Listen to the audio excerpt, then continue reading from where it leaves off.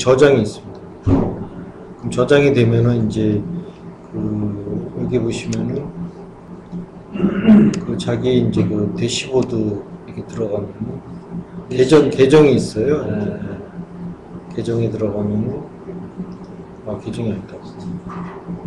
채널인가 보다.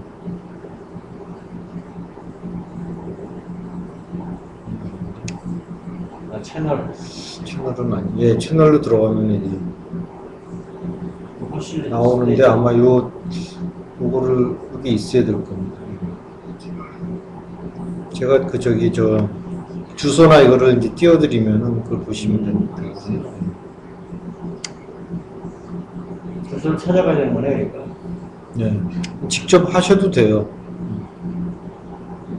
직접 이제 녹화를 할 수도 있으니까요.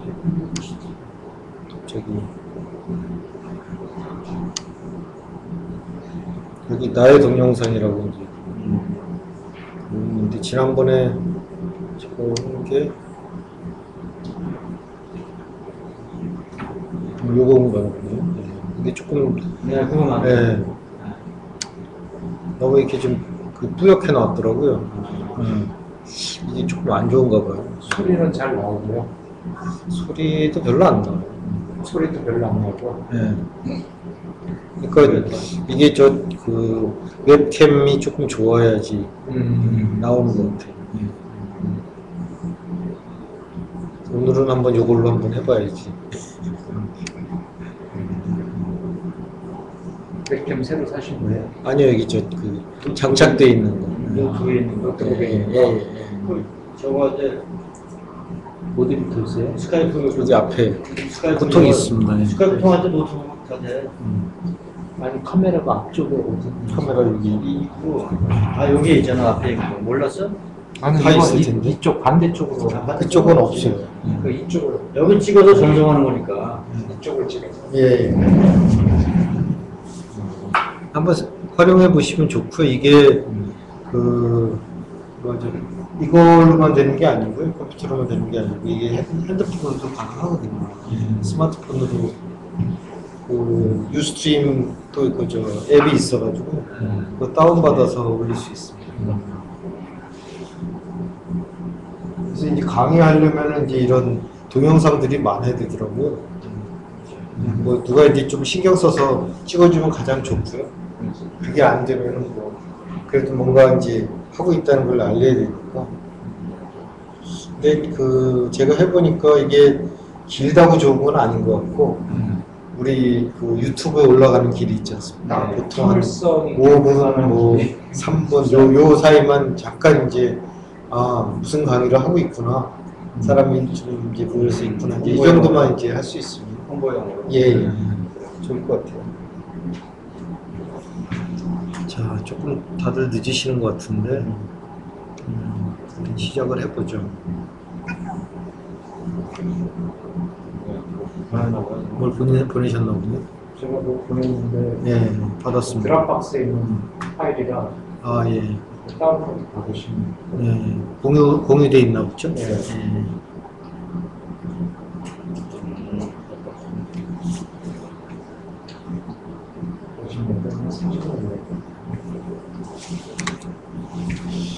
오늘 제가 설명드릴 거는 이미 다 알고 계시는 건지 모르겠어요.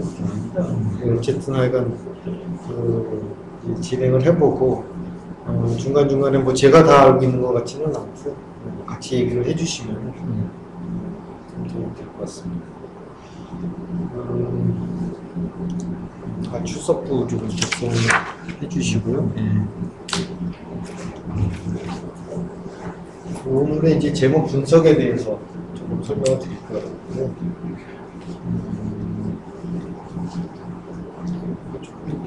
초점이 잘 안 맞네. 제가 이제 지난번에 이제 보시긴 했지만, 재무회계를 이제 8시간 과정으로 생각을 했고, 그 다음에 세무회계 8시간, 그 다음에 원가 8시간, 이렇게 이제 전체 24시간 과정을 생각을 하고 있고요. 그래서 재무회계 부분은 어떻게 보면 이제 가장 기본이 되는 부분인데, 다른 부분하고 이렇게 좀 고민을 해보니까 그냥 이론적인 걸 이렇게 그 해서는 사실 머릿속에 들어오지도 않고 당장 급한 거 이제 그거부터 해결을 하자는 생각이 들어가지고 그 재무 상태표를 보통 잘 모르세요. 그래서 이제 재무 상태표를 먼저 좀 설명을 드리고 그 회계의 가장 기본이 될 수 있는 이제 분배하고 전기 를 할 수 있고 그 다음에 장부 마감을 해서 재무제표가 나오면 사실은 그게 이제 거의 전부거든요. 회계. 그래서 그런 정도까지 지난주에 했고 이게 보면은 이제 자기가 재무제표나 이제 장부를 작성을 해보면은 다른 사람이 작성한 그런 재무제표도 또 읽을 줄을 알아야지 이제 거기에서 이제 이거를 어떻게 회계 처리하는 게 좋겠구나 하는 아이디어가 생길 수가 있습니다. 그리고 결국에 이제 그 재무제표도 보면은 이 상상력을 발휘해야 되는 거고요. 그 뒤에 어떤 내용들이 있겠는지 그리고 결국에는 계속 보면서 뭐랄까요 그 후에 있는 그러니까 어떻게 보면 이제 경영의 어떤 그 상황을 반영한 게 이제 재무제표니까 그런 부분까지 한번 확인할 수 있으면 가장 좋은데 사실은 그게 좀 잘 안 되죠. 다음 시간은 이제 그 세무회계 쪽을 좀 진행을 할 거거든요. 다음 주.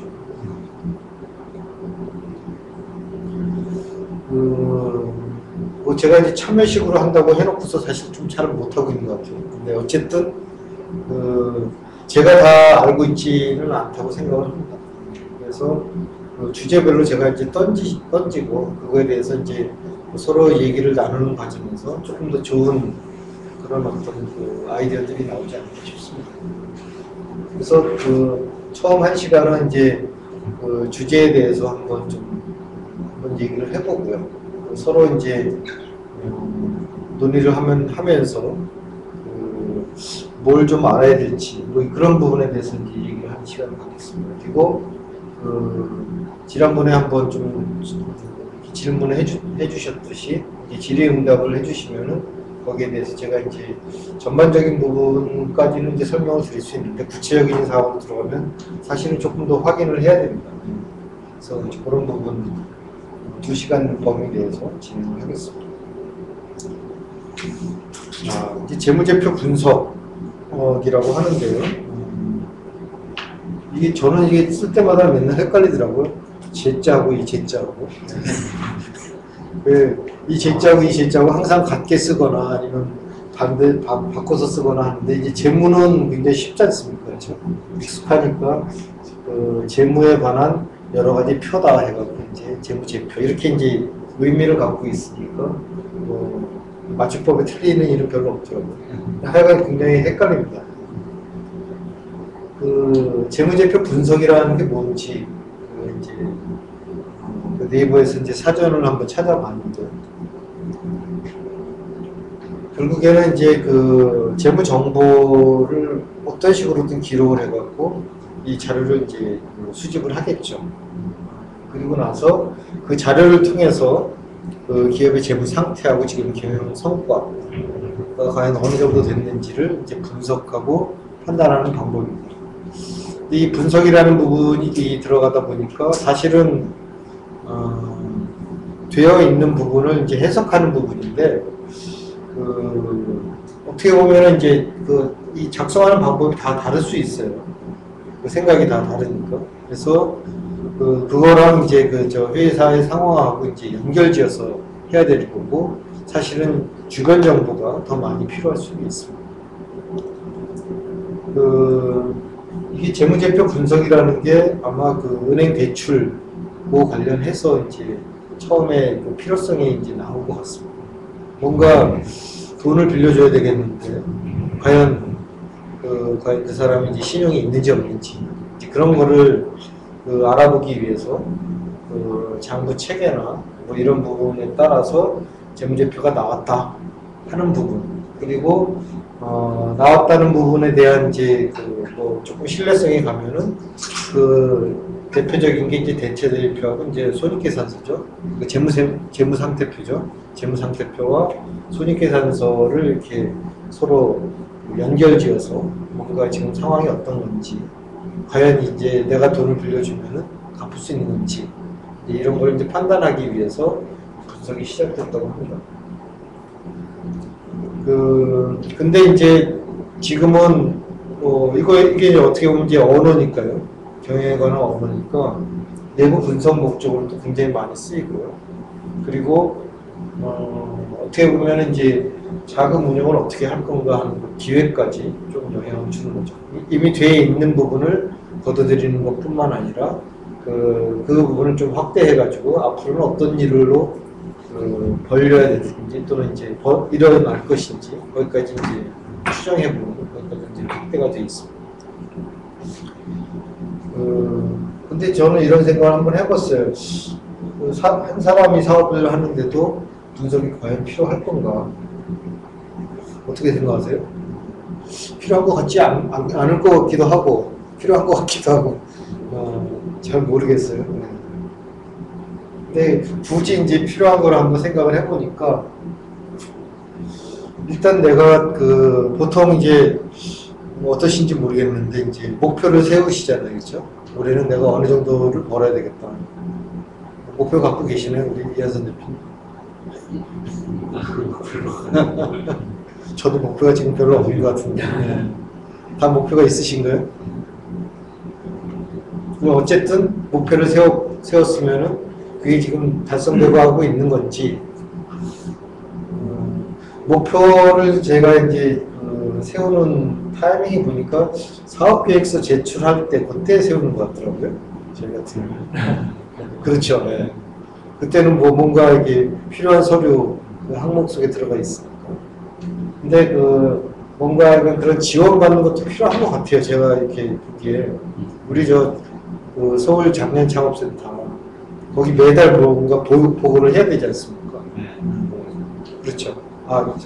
센터 이번에 입주하셨다고 그랬죠? 네. 오늘 계약했어요. 그러세요? 예. 매달 이렇게 보고를 해야 되는데, 처음에 이제 사업 계획을 갖다가 이제 작성해서 제출을 하거든요. 그러면은 몇 개월 동안에 내가 어느 정도 이 볼륨을 키우겠다, 또는 어떤 사업을 하겠다, 이렇게 쭉 나오는데, 매달 이렇게 보고를 하다 보면은 사실은 이제 뭔가 숫자나 이런 게 필요하지 않습니까? 그냥 계속 정성적인 걸로만 얘기할 수는 없으니까. 그럴 경우에는 사실 머릿속에 뻔하기는 하지만 이 회계라는 도움이 조금 필요하고 재무제표를 만들어서 한번 분석해 볼 필요가 있겠죠. 또 이런 게 있을 것 같아요. 뭔가 업종이 아마 좀 다르실 수도 있는데 다른 업종하고 이렇게 다른 업종이 아니라 다른 회사 동종 업종하고 비교를 해서 과연 내가 잘 가고 있는 건지 뭔가 내 딴에는 잘하고 있는 것 같은데 실제로 이제 다른 어떤 업종들은 궁금하잖아요, 그렇죠? 그래서 한번 비교해봐서 과연 내가 조금 뭘 잘못하고 있는 거는 없는 건지 또는 더 잘하려면 어떻게 해야 되는 건지 이런 거에 대해서 방향 설정에 도움이 줄 수도 있을 것 같아요. 또는 이제 사업이 잘 될 경우겠죠, 이거는 밑에 거는. 뭔가 사업이 잘 돼가지고 은행 차입을 받든지 정부 지원을 받으려면은 객관적으로 뭔가 이렇게 보여줘야 되지 않습니까? 근데 재무제표 이를테면은 재무상태표 그 다음에 손익계산서만 제출해서는 사실은 뭔가 좀 이제 부족하죠. 목표 자체가 부족하죠. 나는 다른 데 비해서 이것보다 이만큼 잘하고 있다. 물론 예상되는 것도 많이 쓰긴 하지만은 이제까지 이제 어떤 실적을 보였다 하는 실적 관리로서 상당히 중요한 거죠. 또 다른 게 있나요? 제가 생각한 거는 여기까지인데요. 어떠신가요? 재무제표 분석이라고 이제 했을 때 분석 많이 해보셨잖아요. 은행에서. 어떠셨나요? 어저께 신한은행 신한지주에 있는 친구를 하나 만났는데 리스크 관리 팀이 있더라고요. 거기 이제 임원으로 있던데 그 친구는 그런 얘기를 하더라고요. 중소기업에 뭔가 대출을 해주는데 대출 받을 만한 사람이 대출 받으면 괜찮은데, 그러니까 갚고자 하는 의지도 있고, 갚을 수 있는 능력도 있는 사람이 받으면 좋은데, 요즘에는 이게 속이고, 아니, 그럴싸하게 해서, 뭐, 이거는 안 갚아도 되는 돈, 뭐, 이렇게 생각하고 이제 대출 받는 경우가 있어서, 그것 때문에 골치가 아프다, 뭐, 이렇게 얘기를 하더라고요. 맞나요? 그렇지. 그렇죠. 근데 이 재무제표 분석만 갖고는 그게 나오나요? 이 사람이 과연 갚을 능력이 있는지, 갚고자 하는 의지가 있는지. 잘 안 나와요. 잘 안 나오죠. 그래서 이거는 한계가 있는 것 같아요. 제가 보기에. 보통은 어떻게 대출 좀 하셨습니까? 대출 담당을 좀 하셨나요? 다 하셨어요? 그러면 이 사람은 되고 이 사람은 안 되고 어떻게 판단하셨어요? 여러 가지 이제 그 모델이 있는데, 예. 신용점수도 있고, 예. 그냥 내내 그 신용 분석하는 그 툴을. 그렇죠. 예. 거기에 이제 이 재무제표가 분명히 들어가죠. 재무제표 말고도 다른 게 또 들어가시죠. 근데 저는 이제 되게 감사해보고 이러보니까 어제도 그런 얘기가 나왔는데 그 가장 중요한 게 기업주더라고요. 그래서 어저께 두 가지 얘기가 나왔어요. 이런 사람한테 빌려주지 말아야 된다. 한 사람이 뭐냐면은 외제차를 몰고 다닌다. 외제차가 더 싼데요? 더 싼가요? 네. 중형보다 많이 더 싼. 뭐 그런 건 조금 다르겠죠. 근데 약간 조금 이제 그 허세나 뭐 이런 측면에서 두 번째는 사장실이 큰, 되게 넓은 그런 기업. 그러니까 약간 이제 뭐 이제 기업의 마인드가, 그러니까 기업주의 마인드가 굉장히 중요한 것 같고, 사실 이게 재무제표 부분은 거기에 이제 따라 나오는 것 같아요. 그래서 저희도 이제 저도 이제 그 얘기를 이제 같이 친구랑 얘기를 나누다 보니까 그럼 이거를 어떻게 하면 잘만 이렇게 좀 내세울 수 있으면은 사실은 뭐 이제 은행 차입도 받을 수 있지 않을까 하는 생각도 들고 잘 하기만 하면 또는 이제 그게 이제 뭐 그 경영이 잘 될 때 얘기겠죠. 또는 뭐 이제 그거에 대해서 적합하게 나름대로 기록 유지도 해야 되겠구나 하는 생각을 좀 해봤어요. 어쨌든 또 이런 것도 있는 것 같아요. 거래를 하실 때 그 상대방의 어떤 신용도도 알 필요가 있지 않나요? 어떠신가요? 그것이 중요하지. 중요하죠. 어떻게 확인하시나요? 동업계 통해서 확인했어. 종업계 뭐 이렇게 전국 신용조사를 예. 기간이 있어요. 예.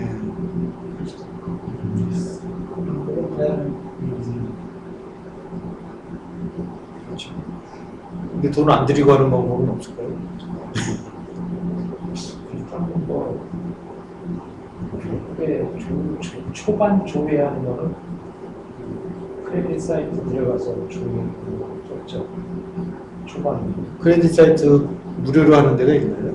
없죠. 없죠. 네가 어느 정도 이제 시스템이 되어 있으니까 예. 그렇게 되는데 예. 그런 개인들이 그렇죠. 신용을 조회하는 기회가 비상장법이 바로 돈을 많이 팔아야지. 뭐 가서 수시로 가서 그 회사 근처 가가지고 그냥 가보는 게 가장 최고죠, 사실.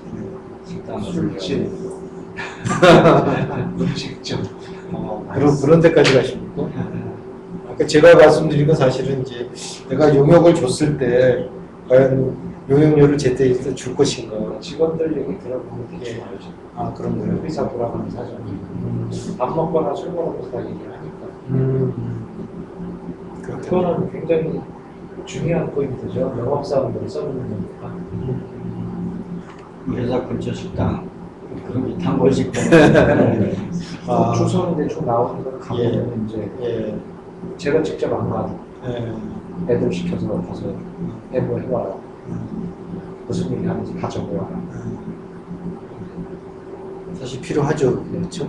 개인적인 얘기를 하든 회사 얘기를 하든 상관이 없어요.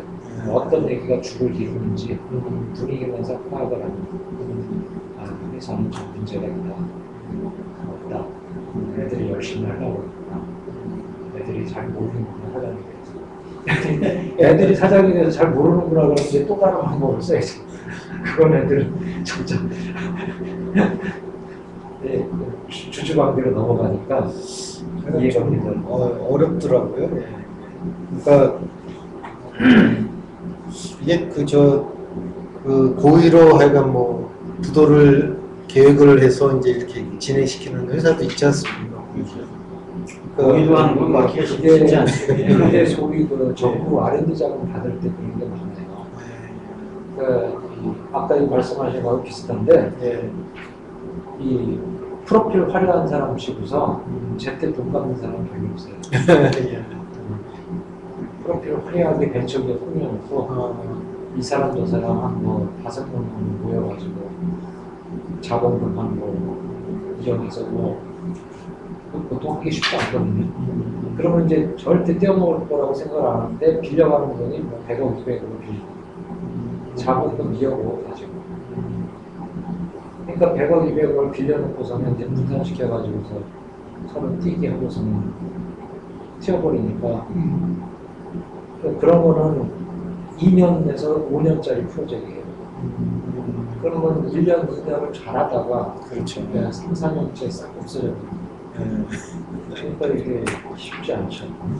그래서 저번에 민간 R&D 투자 활성화 방안할 때 키한테서 얘기가 그런 거 어떻게 잡아내는 거 하고 또 이 재무제표 중심 위주에서 비정량 지표를 가지고 하는 방법. 왜냐하면 재무제표로만 보니까 한번 크레딧에서 신용을 잃은 사람은 정부 지원 신청 못 하거든요. 아무리 이게 지가 열심히 하고 뭐 아이템 좋고 막 그래도 그 자금을 한번 지원받기가 어려워요. 한번 빨간줄가 재무제표 자체가 일단 안 좋네요. 그렇죠. 네, 신불자로 한번 찍힌 거. 근데 그런 것들이 신불자로 찍힌 거하고 기술 개발하는 연구 개발하고는 좀 분리시켜야 되지 않냐. 말씀하신 것처럼 가서 공장을 가보니까 아줌마들 열심히 일하고 있고 원자재 자꾸 들여오고 있고 만들고 있으면 이거는 이제 뭐 다른 형태로 측정을 해서 이 자금을 빌려줄 수 있는 보완 지표. 그래서 기술 지표 나오고 사회적 지표 나오고 CEO의 리더십 벤처 이런 거 지표 나오는 거거든요. 근데 그런 것들을 이제 어떻게 신빙성 있게 측정하느냐. 왜냐하면 사람들이 평가하는 사람하고 평가받는 사람하고 짜증나기 때문에. 그죠?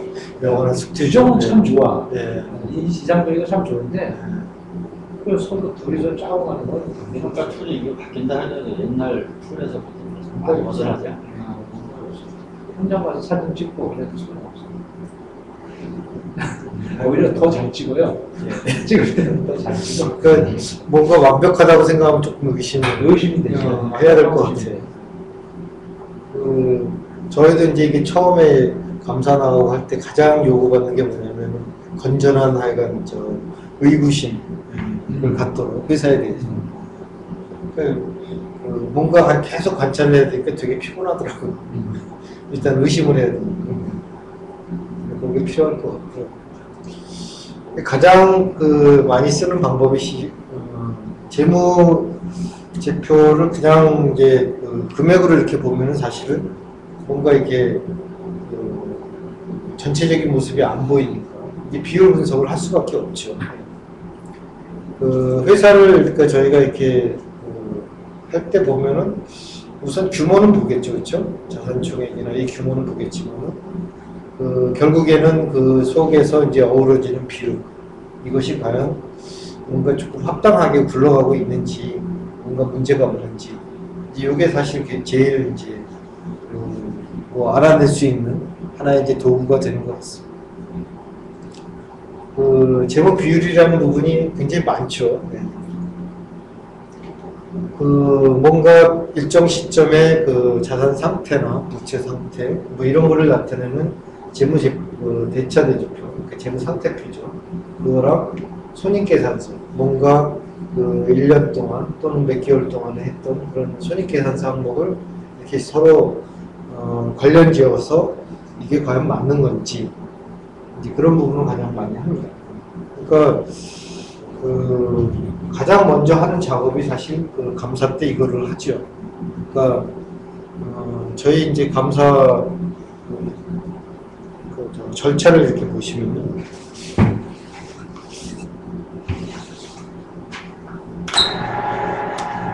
뭐 다 아실지 모르겠지만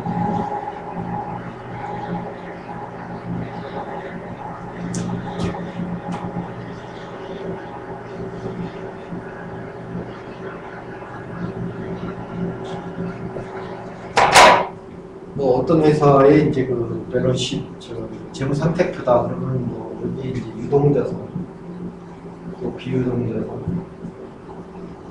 유동부채 비유동부채 그다음 자본 이렇게 쭉 나오는데 요 세부 계정이 들어가겠죠. 밑에는 예금 들어갈 거고 그다음에 매출 채권 그다음에 재고자산 이렇게 이제 쭉 들어가는데 가장 먼저 하는 일이 뭐 이를테면은 감사팀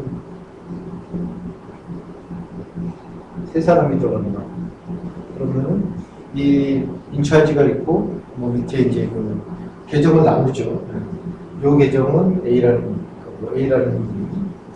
요 계정은 뭐 이렇게 B라는 사람, 요 계정은 인차지가 뭐 이렇게 이제 계정을 나누죠. 그리고 가장 먼저 하는 일이 이를테면 예금이라는 어떤 계정이 있을 때 어떻게 표를 어떻게 해야 될지 예금도 뭐 이를테면은 보통 예금 있고 그다음 뭐 정기 예금 있고 뭐 또 있겠죠. 적금. 그래서 그 기초 그다음에 증가 감소 잔액 이렇게 이제 이 명세표를 이제 나누거든요. 그리고 결국에는 이 증가 내역이 뭔지 또 이제 따라 들어가는 거죠. 이게 증빙으로 들어갈 수도 있고 그 맨 처음에 하는 역할은 전체 자산 대비해서 이 잔액이 뭐 괜찮은 건지 너무 변동이 심한 건지 이런 걸 이제 본단 말이죠. 네. 결국에는 보면은 전체적으로 이렇게 한번 일별을 하고 그 다음에 이제 세부적으로 들어가서 혹시 이 증빙 중에서 문제가 있는 증빙이 없거나 뭐 이제 이런 걸 이제 찾아내는 거죠. 예외사항. 그런 어프로치가 이제 전통적인 감사의 어프로치인데 지금 이거는 이제 자산 항목, 부채 항목 이런 것만 했지만 이거랑 또 이제 손익계정하고 연관지어서 이제 과연 합리적인 숫자인 건지 이걸 이제 보죠. 그래서 그 재무비율의 유형 자체가 한 5가지 정도. 기본적으로 이거는 처음에 다 이제 합니다. 성장성. 과연 해당되는 기업이 성장을 계속 하고 있는지 혹은 또 이제 감소를 했는지. 그럼 그거에 대한 이제 이유가 타당한 건지. 그 다음에 수익성은 일정 기간 동안에 했는데 최종적인 성과가 과연 이제 뭔가 좀 나왔고 그 성과의 원인이 뭔가 이제 좀 분석이 가능한 건지. 그 다음에 이 은행 쪽에서는 이런 걸 많이 보겠죠. 안정성. 뭔가 그 기업이 유동성이 제대로 확보가 되어 있고 뭐 별로 이렇게 좀 불황이 닥치더라도 이제 쓰러질 염려가 없는 건지. 그 다음에 활동성은 많이 보시나요? 활동성은 사실 굉장히 중요한데 저희 지난번에 이제 자산, 부채, 자본, 그 다음에 비용, 수익 이렇게 나눠서 이렇게 원으로 그리는 사이클을 한번 말씀드렸을 때 자산을 뭘 가지고 있는지가 굉장히 중요하거든요. 근데 경우에 따라서는 그냥 숫자만 올라있는 자산이 많죠. 네. 그런 부분들이 만약에 있으면은 그 기업에 상당히 조금 영향을 주죠. 네. 그런 어떤 활동성 비율이 중요하고요. 또 생산성. 생산성은 다른 4개에 비해서 그렇게 뭐 중요하게 취급은 안 하지만은 이 생산 요소라는 측면에서 뭐 이를테면은 자본 집약적인 어떤 그 업종인 건지 아니면 노동 집약적인 건지 또 그 여러 가지 어떤 형태로 이제 경비 지출이나 이런 거에서 그게 제대로 쓰고 있는 건지 이제 고정비, 변동비 뭐 이런 얘기를 할 수가 있을 겁니다. 물론 이제 산출량의 비율이니까 당연히 그 들어가는 것 대비해서는 나오는 게 많아야 되겠죠. 네. 자, 이 재무 비율에 뭐 이 5가지가 이제 있는데 뭐 여기 이제 여러 가지 뭐 하여간 많습니다. 이거 말고도 또 이제 많이 있어요. 네. 한번 이게 과연 위에 어디에 해당되는 건지 뭐 성장은 뭐 하여간 회사의 규모, 수익은 그 제대로 이익을 내고 있는 건지, 안정성은 이 재무 비율이나 이게 조금 안정한 건지, 또 활동, 뭔가 자산을 제대로 잘 쓰고 있는 건지, 생산성하고 수익성하고 조금 비슷하지 않을까요? 네. 어쨌든 그런 거에 어디에 속하는지를 한번 좀 이렇게 얘기를 좀 해보시겠습니까? 네 분이서 한번 정답을 한번 맞춰보시죠.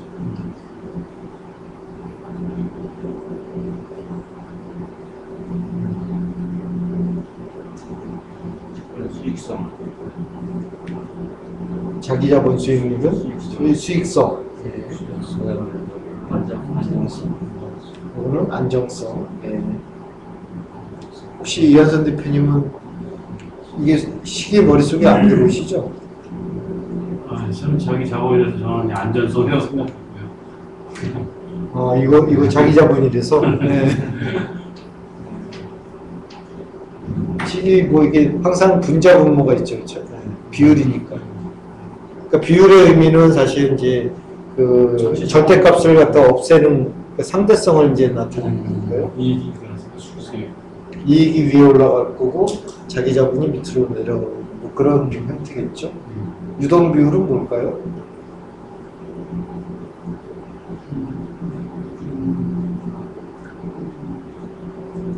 아까 뭐 유동 이렇게 있었죠, 그렇죠? 1년 내에 자금화할 수 있는 그렇죠. 예. 근데 유동 자산도 있고 유동 부채도 있죠. 예. 그것 간의 비율입니다. 그럼 뭐가 될까요? 안정성. 예. 그 다음에 맞는지 안 맞는지 저도 잘 헷갈리는 매출채권 회전율, 활동성이죠. 뭔가 뭐 회전율이 붙으면은 회전 활동을 잘 하느냐 못하느냐 이거니까 총 자본 투자 효율 이건 뭘까요?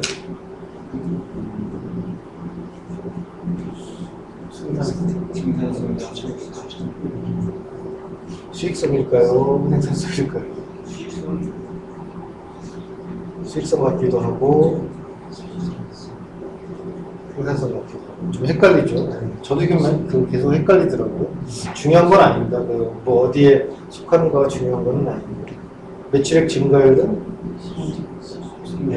증가율이니까 성장성이겠죠.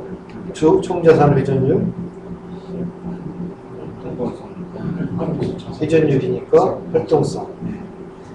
그 다음에 차입금 평균 이자율 볼까요?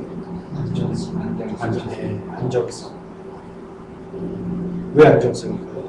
이자 적정. 그렇죠. 예. 부채 비율은 안정성. 예. 총자산 증가율 예? 생산성? 성장성? 총자산.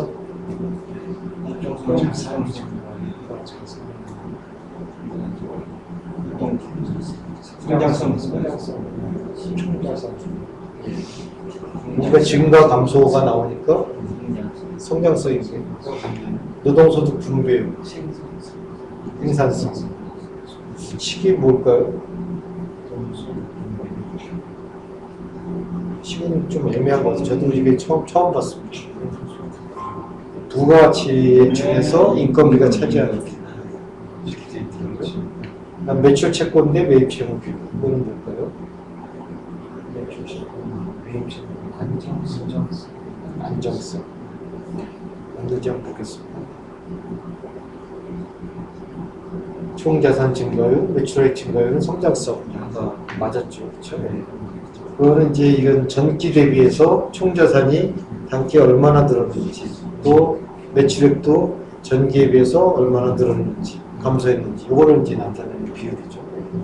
수익성 비율은 크게 두 가지가 있죠. 예. 하나는 이 손익계산서 내에서 매출액 대비 뭐 이익률, 뭐 이익이 여러 가지가 종류가 있으니까 그렇게 나타나는 게 하나 있고, 또는 이쪽 자산, 그러니까 그 재무 상태표 대비해서 과연 이익이 얼마나 났는지, 이거는 이제 대표적으로 자기 자본에 대한 순이익이 얼마나 났는지, 저희가 ROI라고 그러네요. 그럴 때 많이 쓰고요. 그 다음에 아까 차익금 평균 이자율이 수익성이네요. 안정성이 아니라. 저도 놀랐습니다. 지금 보고서. 이자나 뭐 이런 것 쪽에 관련된 거니까. 돈 벌어서 이자를 적게 내면 그렇죠. 수익성이 예. 저렴한 차입을 하면은 좋겠죠. 네. 수익이 되니까. 그래서 그 다른 거하고 조금 다르게, 이것도 좀 그렇긴 하네요. 약간 손익계산서랑 재무상태표랑 이렇게 어우러진 비율이 이 수익성 비율에 많죠. 그 다음에 안정성 비율은 대부분 이 재무상태표 그거 합니다. 저는 이게 맨날 헷갈렸는데, 유동 비율이 뭐분의 뭐죠? 유동 부채분의 유동 자산. 그러면 저희는 이제 비율을 따질 때 높은 게 좋은지 낮은 게 좋은지 항상 헷갈리죠. 높은 게 좋은 건가요? 유동 비율은 높은 게 좋은 거죠. 예. 왜 높아야 되죠? 그렇죠. 현금이 많아야지 뭔가 약간 다른 일을 할 수가 있고, 예. 적어도 망하지 않는. 부채 비율은 뭐죠? 총자본 자본분의 부채. 예.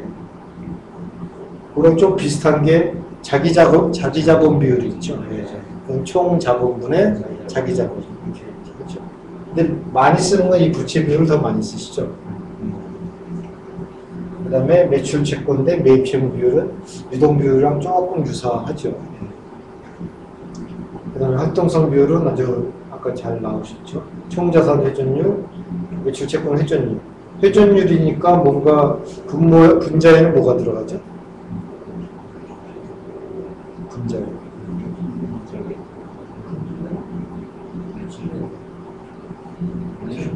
매출액이 들어가죠. 연간 매출액이 들어가죠. 그리고 분모에는 총자산, 매출 채권 이렇게 들어가는데, 여기서 이제 할 때도 있고 안 할 때도 있는데, 이 수익성하고 활동성 같은 경우에는 이 손익하고 재무상태의 자산, 부채, 자본이 들어가니까 약간은 좀 안 맞잖아요. 어떤 거는 일정 시점이고 어떤 거는 기간이니까. 그래서 어떻게 해주죠, 보통? 기초하고 기말을 합해서 평균을 내주죠. 더 정확하게 하려면 사실은 기준평균이 딱 나오면 가장 좋죠. 은행에서 나오죠. 저는 은행에서 그거 나오는 거 되게 신기했어요. 매일매일 결산이죠. 네. 저 기업에서 도저히 꿈을 못 꾸는 그런 상황인데. 옛날에는 주사는 다 했어요. 주사는 다 하셨어요? 지금 전산이요. 유일하게 그걸 하는 게 언제냐면 이제 세무 때, 적수 계산할 때 그걸 하거든요. 근데 은행은 나중에 상시로 그걸 하고 있더라고요. 매일같이 결산을 하시니까 일 잔액이 나오니까 이제 전체 기준 평균이 나오죠. 그래서 놀랐습니다, 사실. 거의 정확해요, 그래서. 그건 뭐 매일매일마다 전산으로 툭툭 나오는 게. 제가 이제 정확하다는 의미는 뭐냐면, 아까 그 비율 분석을 제가 한다고 그랬지 않습니까? 처음에 계정 맡아가지고, 이를테면 예금 얼마, 그 다음 손익 얼마 이렇게 나오는데, 이를테면은 지급이자 금액하고, 그 다음에 차입금 관련된 그 기준 평균 쫙 나와서 하면은 이자율이 나오지 않습니까? 평균 이자율이. 근데 그 평균 이자율이 거의 비슷해요. 그렇게 하면. 근데 일반 저 제조기업에서 하면 잘 안 맞죠. 기초하고 기말하고 합해서 이제 하는데 뭐 중간에 막 그 갚을 수도 있고 새로 차입할 수도 있고 하니까. 근데 하여간 은행은 신기하게 맞더라고요. 제가 해보니까. 그럴 때 이제 쓰고요. 생산성 비율은 아까 총 자본 투자 효율이라고 해서 총 자본을 어느 부분에 이제 투자를 했느냐 하는 쪽에 비율이 있고, 노동소득 분배율은 아까 말씀드린 것처럼 부가가치 계산하는 게 있죠. 뭐 사람이 부가가치 내는 거, 또 뭐가 내는 거, 뭐 이제 이렇게 그 부가가치 분의 그 인건비가 차지하는 비율, 이렇게 이제 제가 이제 어떤 친구가 이제 그저 코치, 이 농업 쪽에 이제 코치를 하고 있는데 중소기업 쪽에 뭐 이게 표가 있다고 그래서 제가 한번 받았는데, 제가 이 자료는 그 카페에다 올려놨거든요. 이제 강의 자료를. 나중에 가서 한번 보시는데, 일단 그 엑셀로 돼 있는 거를 그냥 구글 시트에다 올렸습니다.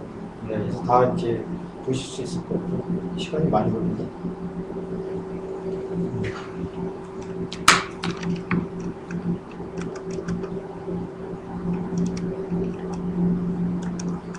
이게 촬영이 되고 있었군요.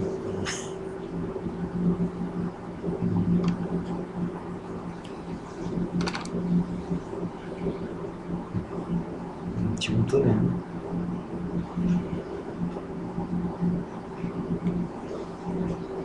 그래서 뭐 그 재무 상태표부터 시작해서 그 내용을 제 거를 한번 이렇게 넣어봤습니다. 1기, 2기에서 손익계산서 있고,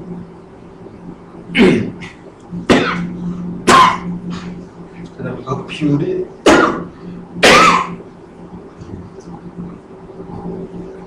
이게 이제 그 정기말 대비 단기말에서 이제 성장률 비율. 그래서 뭐 이렇게 이제 옆에 내용 어떤 비율이다 하는 게 쭉 나오고요. 뭐 이거야 이제 뭐 이렇게 안 해도 다 구할 수는 있겠죠.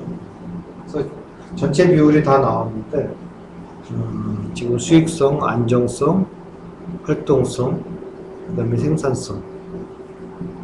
생산성 중에 아까 나온 게 총자본 투자 효율이 부가가치를 총자본으로 나누는 거네요. 예. 뭐 그런 식으로 이제 다 여기 나오고요. 그 다음에 부가가치 부분도 이제 이렇게 계산할 수 있게 되어 있더라고요. 나중에 혹시 참고가 되실까 해서 이제 올려놨습니다. 자.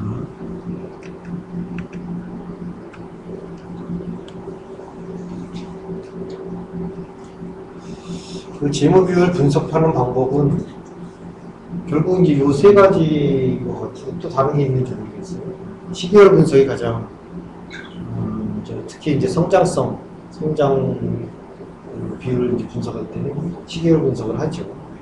뭐 몇 년간 이렇게 쭉 하고, 그 다음에 동종업종 비교 분석이 또 있고, 그 다음에 경쟁업체 비교 분석은 경쟁업체 자료가 있어야 되니까 사실은 쉽지는 않은 것 같아요.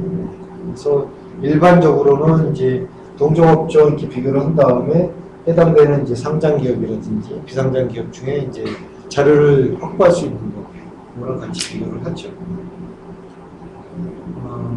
기업 경영 분석 요 자료를 많이 보셨죠? 네, 많이 보셨죠? 그래서 이거는 매년 이제 되는데 저 사이트가 있더라고요.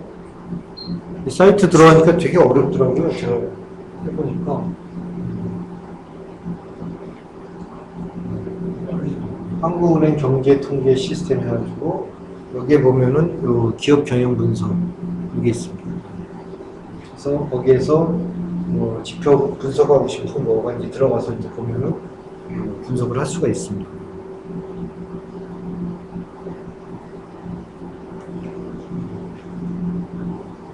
좀 무선이 잘 됐네요.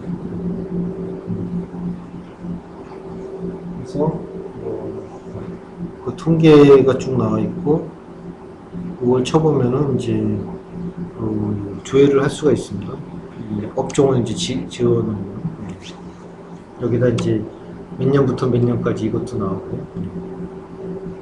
근데 이렇게 다 하려니까 힘들어가지고 역시 블로그를 보니까 그 연도별로 이렇게 PDF 파일로 이렇게 우리 저 책이 나오지 않습니까? 그거를 해놓은 데가 또 있더라고요. 그래서 이제 그것만 보시면 될 것 같아요. 제가 보기에는. 그 어느 하나하나를 이제 하려면은 봐봐야 되겠지만, 요걸 제가 어디죠? 저 드랍박스 거기 이제 그 공유 폴더에다가 이제 올려놨습니다. 같이 보시면 되는데, 이건 조금 늦네요.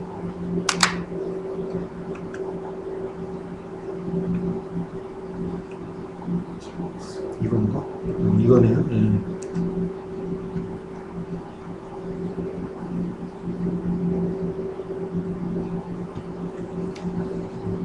각 업종별로 이게 다 전에는 이제 책이 이렇게 보통 두껍죠.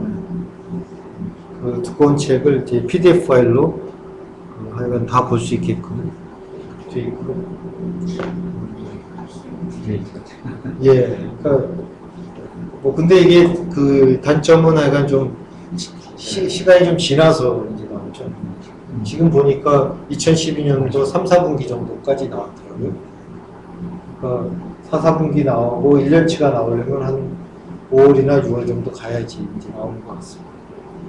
그래서 이제 그거 참조해서 그 동종업종 비교가 충분히 이제 가능한 거고요. 아까 제가 자료를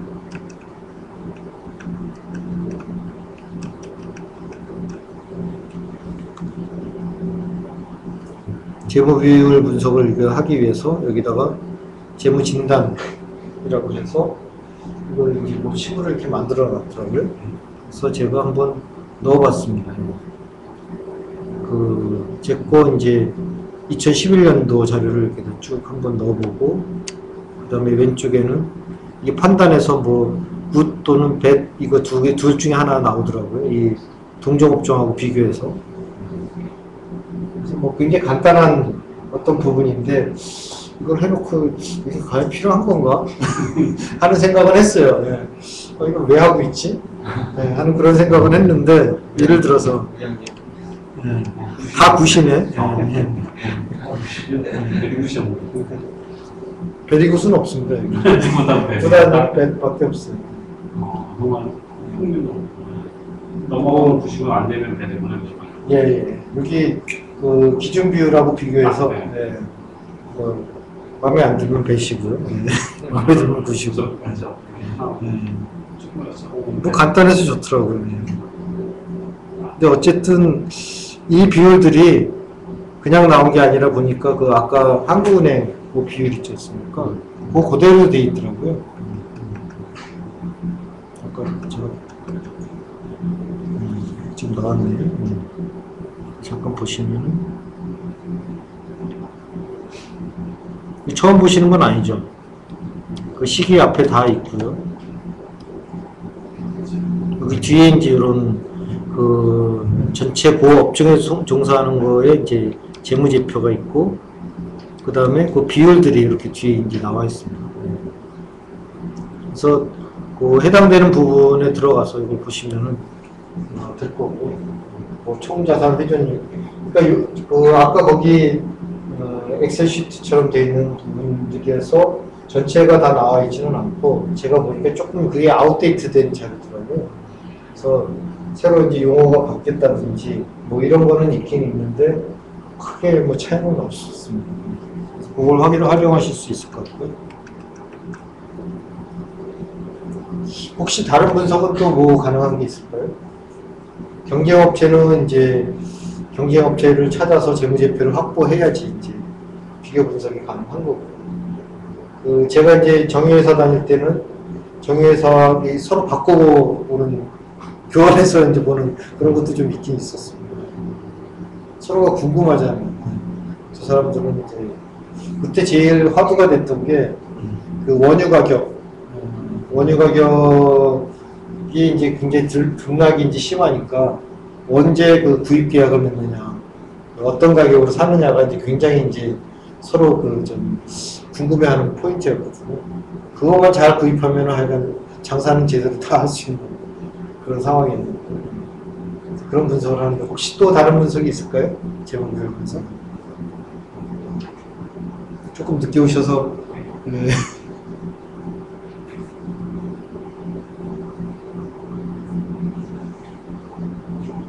이 정도밖에 없을 것 같아요. 한번 이렇게 보죠. 그 어떤 책에서 한번 제가 이렇게 봤는데 항공사 두 개가 있는데 한번 이제 보는 겁니다. 이렇게 이런 비율이 나왔다고 보고 아까 그런 자체에 따라서 어떻게 판단을 하시면 될까요? A 항공사하고 B 항공사에 내가 뭔가 투자를 어느 쪽에 해야 되는지 고민을 한다 했을 때 유동 비율은 높은 게 좋다고 그랬죠. 당좌 비율도 높은 게 좋고 부채 비율은 낮은 게 좋고 그럼 부채 비율은 이쪽이 조금 유리한 것 같은데 이쪽은 좀 돈이 현금이 좀 많을 것 같아요. 그렇죠? 동종업계 비교. 그렇죠. 네. 근데 뭐 거의 동종업계니까 표준 비율. 편입 비율은 없더라고요. 네. 얘가 아시나요?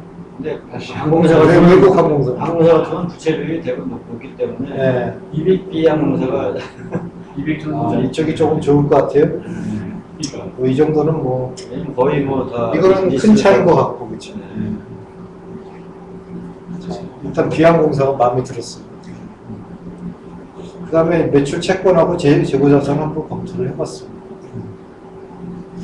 뭐 별 차이는 없네요, 그죠? 매출 채권 해줬어요. 회수 기간도 당연히 비슷하겠죠, 그렇죠? 그렇죠. 얼마 차이가 없어요. 근데 좀 길긴 기네요, 그렇죠? 26일이면. 그 다음에 재고자산 회전율은 쪽이 높네요. 높은 게 좋은 건가요? 낮은 게 좋은 건가요? 낮은 게 좋아요? 높은 게 좋습니다. 위에 저기 매출액이 있고요. 밑에 재고자산의 평균이 있으니까 이 높으면은 이게 작겠죠, 분모가. 네. 그러니까 재고를 이제 평균적으로 적게 갖고 있다는 얘기니까 이게 좋죠. 그 다음에 회전 기간도 이쪽이 높네요. 회전 기간이 짧은 게 좋은 거죠. 짧은 게 좋죠. 그러면 역시 비항공사 또 마음이 가네요. 다음 유형자산 이제 회전율을 한번 보겠습니다. 고정 비율이 뭐죠? 고정 비율이 한번 사면 비행값이 비싸잖아요. 고정 비율은 저 자기 자본분의 고정 자산의 비율 이렇게 됐습니다. 그러니까 뭐냐면은 그 장기간에 자금 조달하는 걸로 장기간에 자금 운용을 한다 이제 이런 뜻이거든요. 그러면은 고정 비율이 높은 게 좋을까요? 낮은 게 좋을까요?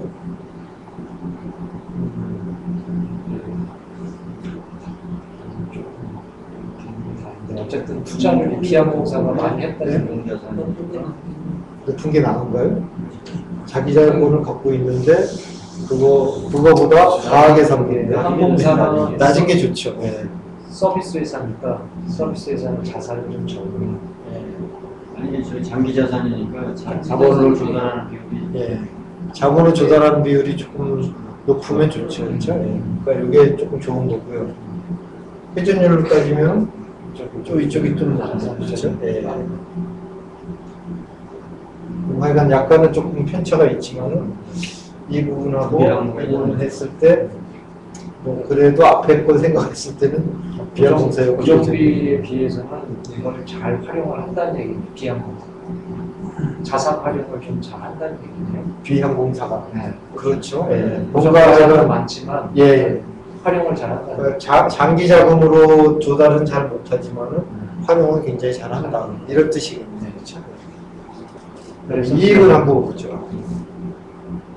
이건 이쪽에 월등하네요. 영업이익 계속 이익은 어디에 투자하시겠습니까? 그래도 다른 거 다 필요하니. 갑자기 여기서 바뀌시는. 근데 그 이익률도 그렇게 하면 안 될 것 같아요. 네, 전체 금액 비율을 찾아봐야 되니까 B항공사의 회전율을 볼 것 같고 앞에 볼것 같으면 금액이 B항공사가 큰 것 같은데. 아까 저게 없었나요? 그 저기 수익성 비율이 없었나요? 없었나요? 그러니까 뭐 재무 구조나 뭐 이런 상황들은 이쪽이 조금 좋긴 좋은데 그렇죠? B가 조금 좋았죠. 근데 이익을 딱 보니까 뭔가 하여간 이쪽이 조금 좋은 것 같아요. 단기 순이익이 2배인데 저 금액 차이가 얼마나 나는지 모르겠어요. 하여간 이렇다는 거죠. 뭔가 한쪽이 좋고 그러니까 월등하게 한쪽이 다 이제 좋은 거는 아니고요. 어찌 보면 상대적인 거죠. B항공사는 이제 좀 거대한 기존 그 트랙션하고 보면 회사로 보여지고 단위가 10배 이상 차이 나죠. 이제 막 시작하는 그럴 수 있겠네요. 보여지고 와, 그러니까 막 상상력이 지금 막 발휘가 되죠. 자본 규모가 예. 그러니까 이게 그 한계가 있어요. 제목이. 한계는 있는데 시사점은 얻을 수 있고 상상은 하게 합니다. 가정을 세울 수 있고. 자, 재무제표의 이제 유형에는 크게 요 네 가지가 있습니다. 지금 저희가 주로 본 거는 재무상태표랑 손익계산서인데요. 그 잉여금 처분 계산서가 있고요. 그다음에 현금흐름표 중요한. 그래서 사실은 이제 1번, 2번은 당연히 보는 거고 3번은 사실은 이제 그 뭔가 재투자를 하는지 안 하는지 이걸 판단하기 위해서 이제 저희가 보고 중요한 게 사실은 현금흐름표죠. 현금흐름표는 꼭 봐야 됩니다. 현금흐름표가 이제 사실은 그 1년 그 전체니까 좀 왜곡될 가능성도 있기는 하지만 그게 중요합니다. 자, 재무제표 대표적인 확인 방법이 미상장 기업이나 뭐 약간 좀 큰 규모는 여기서 다 확인이 가능하죠. 보통은 어떤 걸 보시나요? 이 전자공시 시스템을 들어서.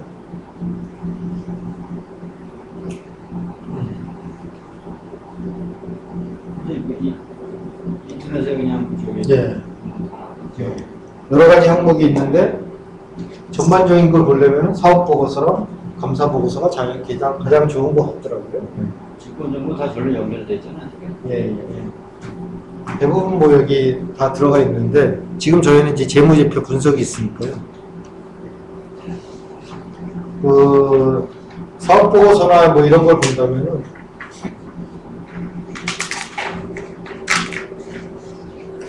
저는 이제 교육사업이라고 생각해서 이제 교육사업을 한번 봤어요.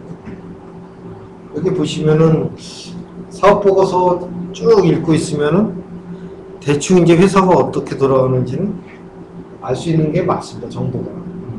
근데 상대적으로 이거를 잘 안 보더라고요. 좋은 정보인데도 불구하고 잘 안 봐요. 누가 작성한 겁니까? 이거는 다 작성해서 제출해야 됩니다. 저는 사실 이 사업 보고서를 제일 많이 봐요. 그렇습니까? 네.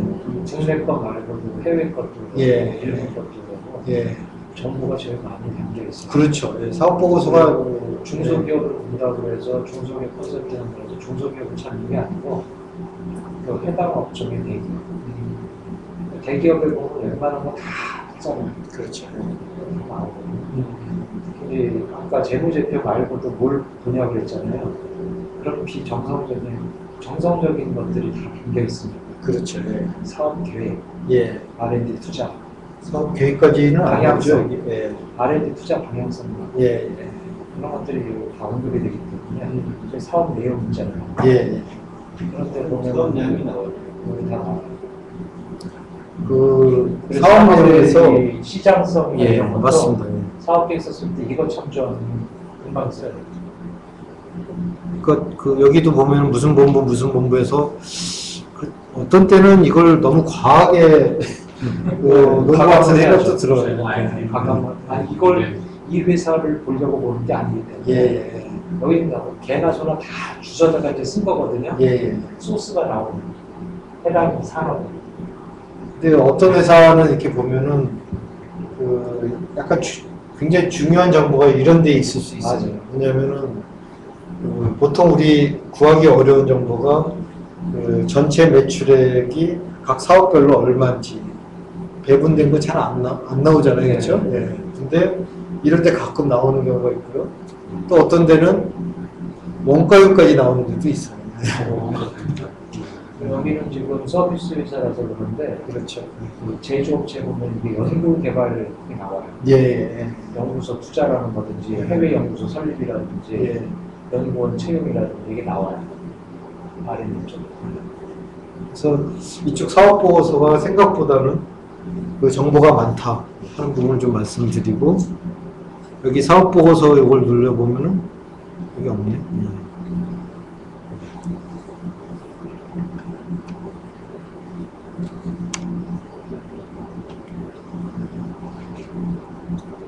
감사 보고서는 또 되게 간단한 것 같은데도 많이 보는 게 요 주석상이죠. 또는 기본적으로 여기 감사 보고서는 보셔야 되죠. 감사 의견이 뭐뭐 있죠?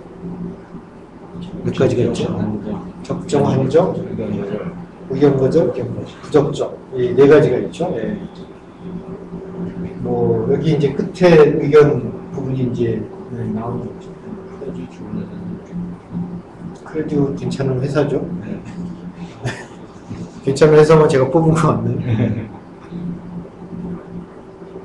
그 주석도 이제 그 사업 보고서랑 거의 이제 뭐 거의 되긴 약간 중복되기는 되는데, 그 약간은 이제 좀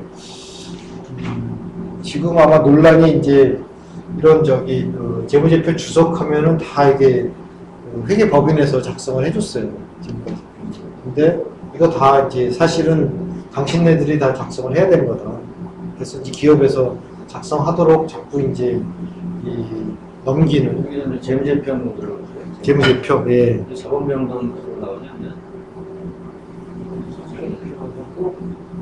나올 거야. 예. 자본명단. 그전 자본명단. 아, 예, 그러네요. 예. 여기 12년도일까? 그러네요. 저 잉여업 전문계산서가 아니라 자본 변동 아직까지는 이게 반영을 안. 아니요, 이게 더 반영된 이게 반영이 예, 됐어요? 예.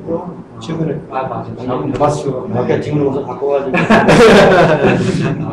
예. 이게 계속 바뀌고 있어가지고. 되게 관심.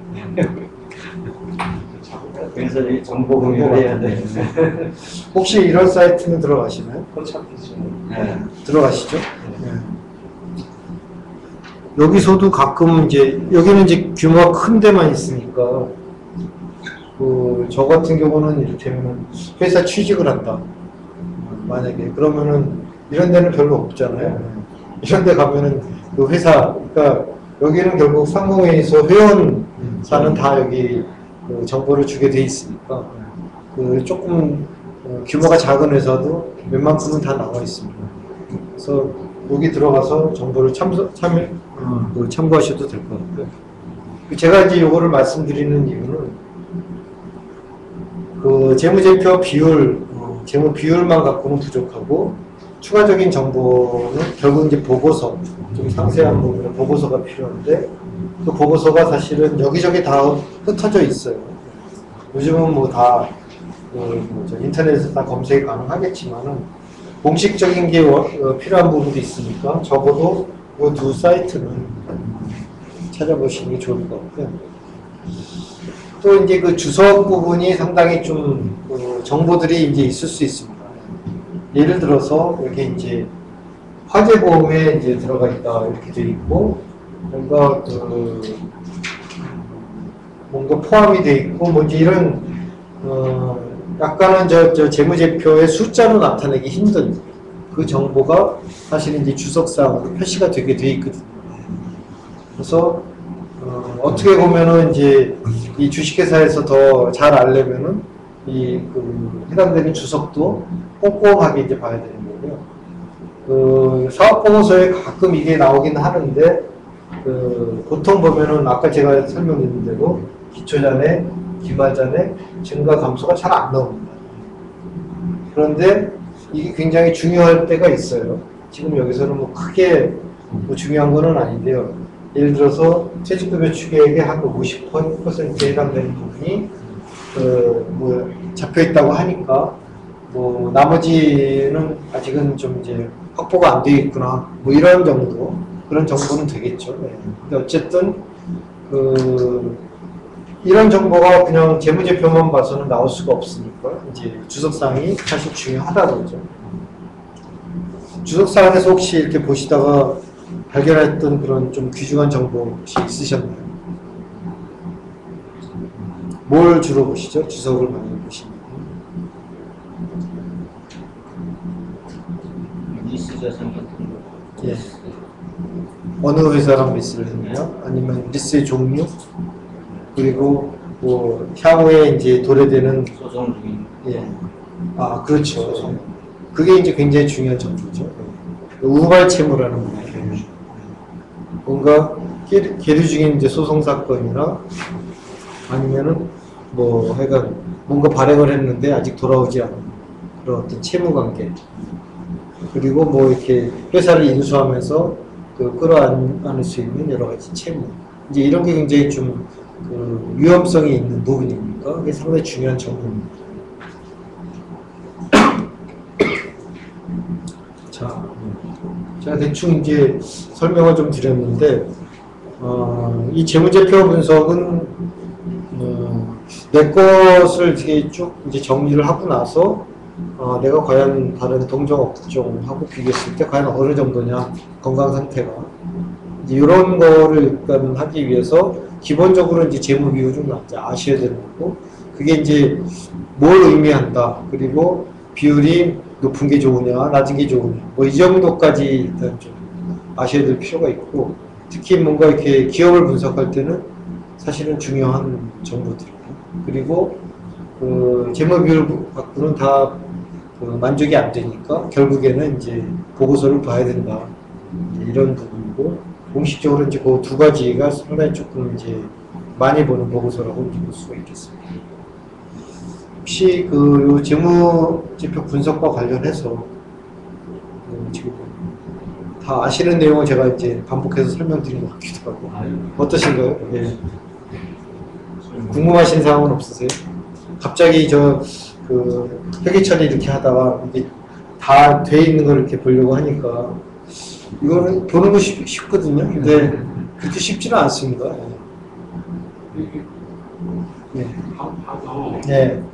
그걸 잘 모르겠어요. 지금 어떤 측면에서? 병원 걸 갖고 와야 될 재무제표를 보는데 그러면 대소대로 그게 나오는 것 같고 그것만 보니까 그런 거 병원이 아니에요? 제대로 좀 이익만 보게 비교를 하시진 않나요?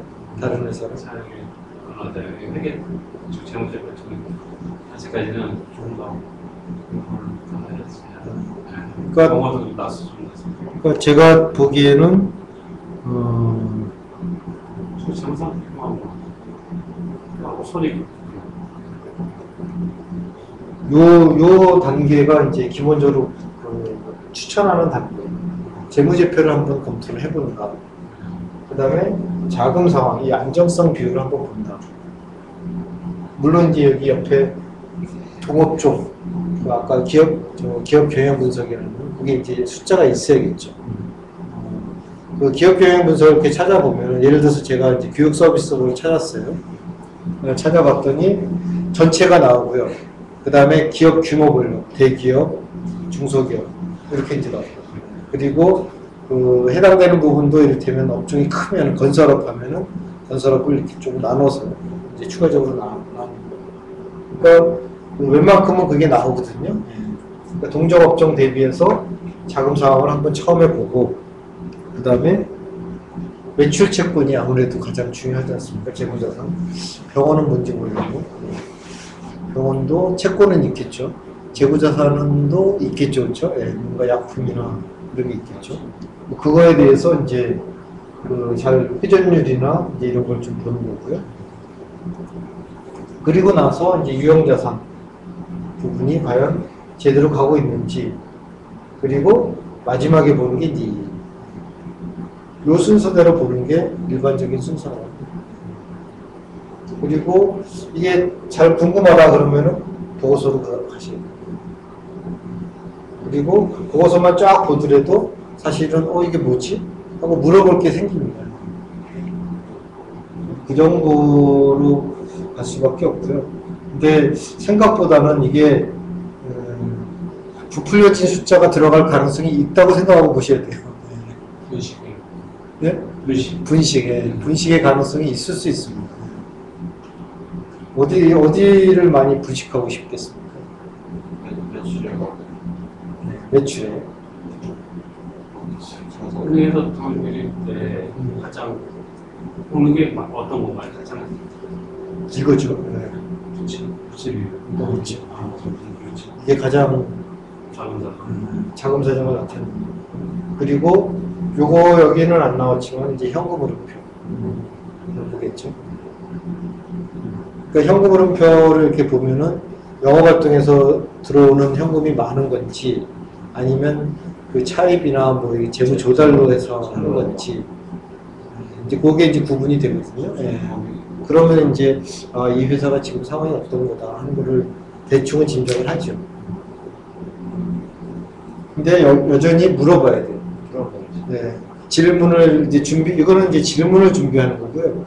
그 다음에 이제 물어봐서 답변이 어떤 건지, 그게 합리적인 건지 아닌지, 이거 갖고 판단을 해야 되죠.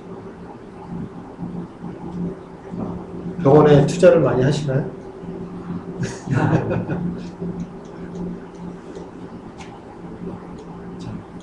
오늘 여기 재무제표 분석은 여기까지 하고요. 질의응답을 좀 해주시면 여기다가 궁금하신 거, 뭐 오늘 하신 거 포함해서 해주시면 이제 말씀드리겠고, 지난번에 한번 질문해 주신 거 제가 좀 찾아봤거든요. 그때 유한 책임에서 그거는 한번 올려놨는데 제가 보기에는 차이점이 그렇게 크지는 않은 것 같아요. 유한 책임에서 유한 책임에서 보니까 최근에 사법 개정을 통해서 조금 더 쉽게 설립하기 쉽게 이렇게 해놨더라고요. 쉬운 게 보니까 감사가 필요 없더라고요. 감사를 안 둬도 되는 걸로 돼 있고, 그 다음에 보통 이사 몇 명 이렇게 이제 하는데 그 이사 한 명만 있어도 되고, 상당히 좀 쉽게 돼 있고, 근데 근본은 안 변했더라고요. 뭐냐면은 이 주식회사하고 기본적으로 다른 게, 주식회사는 공모를 할 수 있잖아요. 근데 그거는 이제 결국에는 한계가 있죠. 아름아름해서 이제 하는 거니까 한계가 있고, 그 공모를 못 하고, 그 대신 이제 그 의무나 뭐 이렇게 보고하는 거는 조금 이제 뭐죠, 외부 공시의 의무는 좀 많이 이제 좀 축소가 돼 있겠죠. 그래서 외국 법인들이 그걸 선호하는 이유가 그런 건 것 같아요. 그래서 그걸로 하셔도 되는데, 제 생각에는 1인 기업, 뭐 개인 기업 같으면은 별 차이는 없을 것 같고, 오히려 나중에 그 사업이 잘 되면은 상장이나 이런 것까지 생각을 하셔야 되니까 주식회사가 더 나을 것 같고요. 유한 책임회사는 지금 개정된 지 얼마 안 돼서 아마 잘 모를 것 같아요. 법무사나 거의 모를 것 같으니까 그거를 헤쳐가려면은 더 힘드실 것 같아요. 주식회사가 더 낫지 않을까 하는 생각이 들고, 그 재택 창업 시스템 있지 않습니까? 그거는 주식회사밖에 지금 안 됩니다.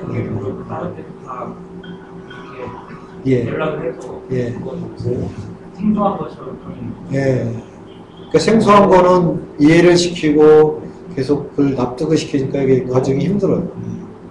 권하고 싶지는 않아요. 재택 창업 시스템에는 이제 원래 시공이만 하니 감사가 필요 안 넣어도 되잖아요. 감사 넣어야 되는데. 아니 거기 이제 감사 선임을, 근데 감사 보고 저희 설립에 대한 그 조사 그거는 이제 하려면 교육적 그 주주의 사람이 해야 돼서 이렇게 많이 뭘 얘기하시는지 정확히 모르겠는데, 자본금 10억 미만 예. 감사를 둬야 되더라고요. 주식회사. 근데 지금 제가 말씀드린 건 유한 책임회사. 거기는 감사를 안 둬도 되는 걸로 이렇게 돼 있더라고요. 근데 그 이유가 보니까 벤처나 이런 데서 이제 주식회사에서 그런데 어저께 채택장을 쓰는 수가. 그러세요? 저기 회장님은 그때 그러니까 저기 대표이사하고 감사 한 사람만 된다 그랬잖아요. 예. 근데 감사를 손님 안 해도 관계 없습니까? 네. 그때 제가 원래 수용 미만하잖아. 그냥 손님 안 해. 근데 이제 다른 게 이제 거기에 대한 대책이 있겠지. 근데 제가 그때 이제 계속 알아보면서 뭐 가능하면 이제 저 혼자 이제 하려고 했는데 이게 안 되더라고요. 그래서 그때 뭐 후배하고 같이 해서 당신 여기 들어와서 감사 이거 해달라 그래서 뭐 인감도 받고 그랬거든요. 저기 모르겠네요. 저기 설립 조사 그 감사 조사를 할 때가 필요하잖아요. 그러니까 예. 자기 주주회에 딴 사람이 해야 예, 되니까. 예. 그래서 필요한 거고. 그러니까 혼자는 안 될 것 같아요. 그래서 필요한 거. 안 그러면 그거 검증 비용 100만 원 돼야 돼. 뭐 그렇게 할 필요는 없지 않습니까? 그리고 사회적 기업 뭐 그 이제 지정기부금 그걸 잠깐 찾아봤는데 네. 정리는 아직 못했습니다. 네. 봤는데 뭐 일단은 그 조항에 다 들어가 있더라고요. 비영리 사회적 기업은 사회적 기업은 네, 다 인정받는 겁니다. 그래서 뭐 훌게 사무실. 일반 영리 기업은 안 될 거예요. 영리 사회적 기업도 있죠. 아니, 그러니까 일반 그러니까 일반은 아니고, 예, 일반은 아닌데. 예. 사회적 기업도 영리 영리 활동을 하는데 아마 비영리 법인이 그러니까 비영리 법인에서 수익 활동을 할 수 있으니까 그거에 준해서 아마 전체 중에 예. 일부가 사회적 기업. 지정기부금으로 인정이 되는 것 같습니다. 그건 한번 제가 정리해서 인증을 받아야 될 거예요. 그렇죠. 인증을 받아야죠. 사회적 기업으로 인증을 받으시죠. 예비까지 받아야 돼요. 사회적 기업 진흥 육성법인가요? 육성법. 네.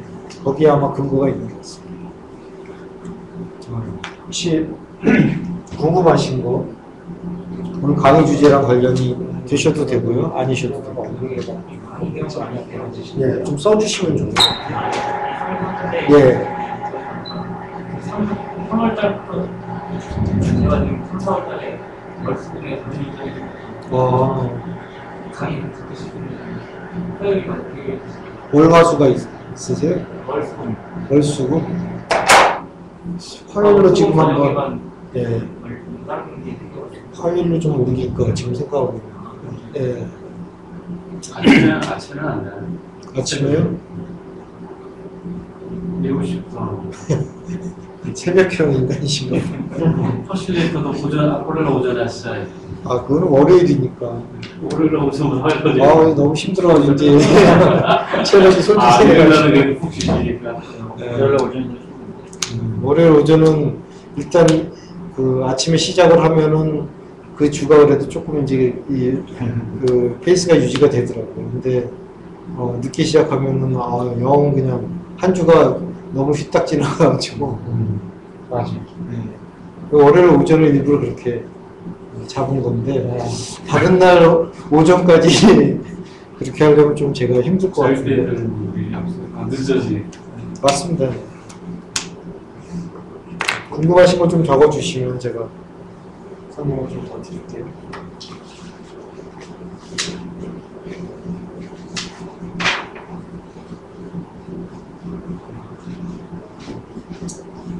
저 개인하고 법인 뭐 분기점이라고 할까요? 그 자료를 제가 찾아봤더니 이게 뭐 어디 자료에 보니까 2,160만 원 돼 있더라고요. 그렇죠. 분기점. 와. 그리고 가평이죠. 가평이죠. 그러니까 상당히 낮더라고요, 생각보다. 네. 4천 대 4천만 원. 교육관이 4, 5천 원. 제가 교육받을 때 2,100만 원.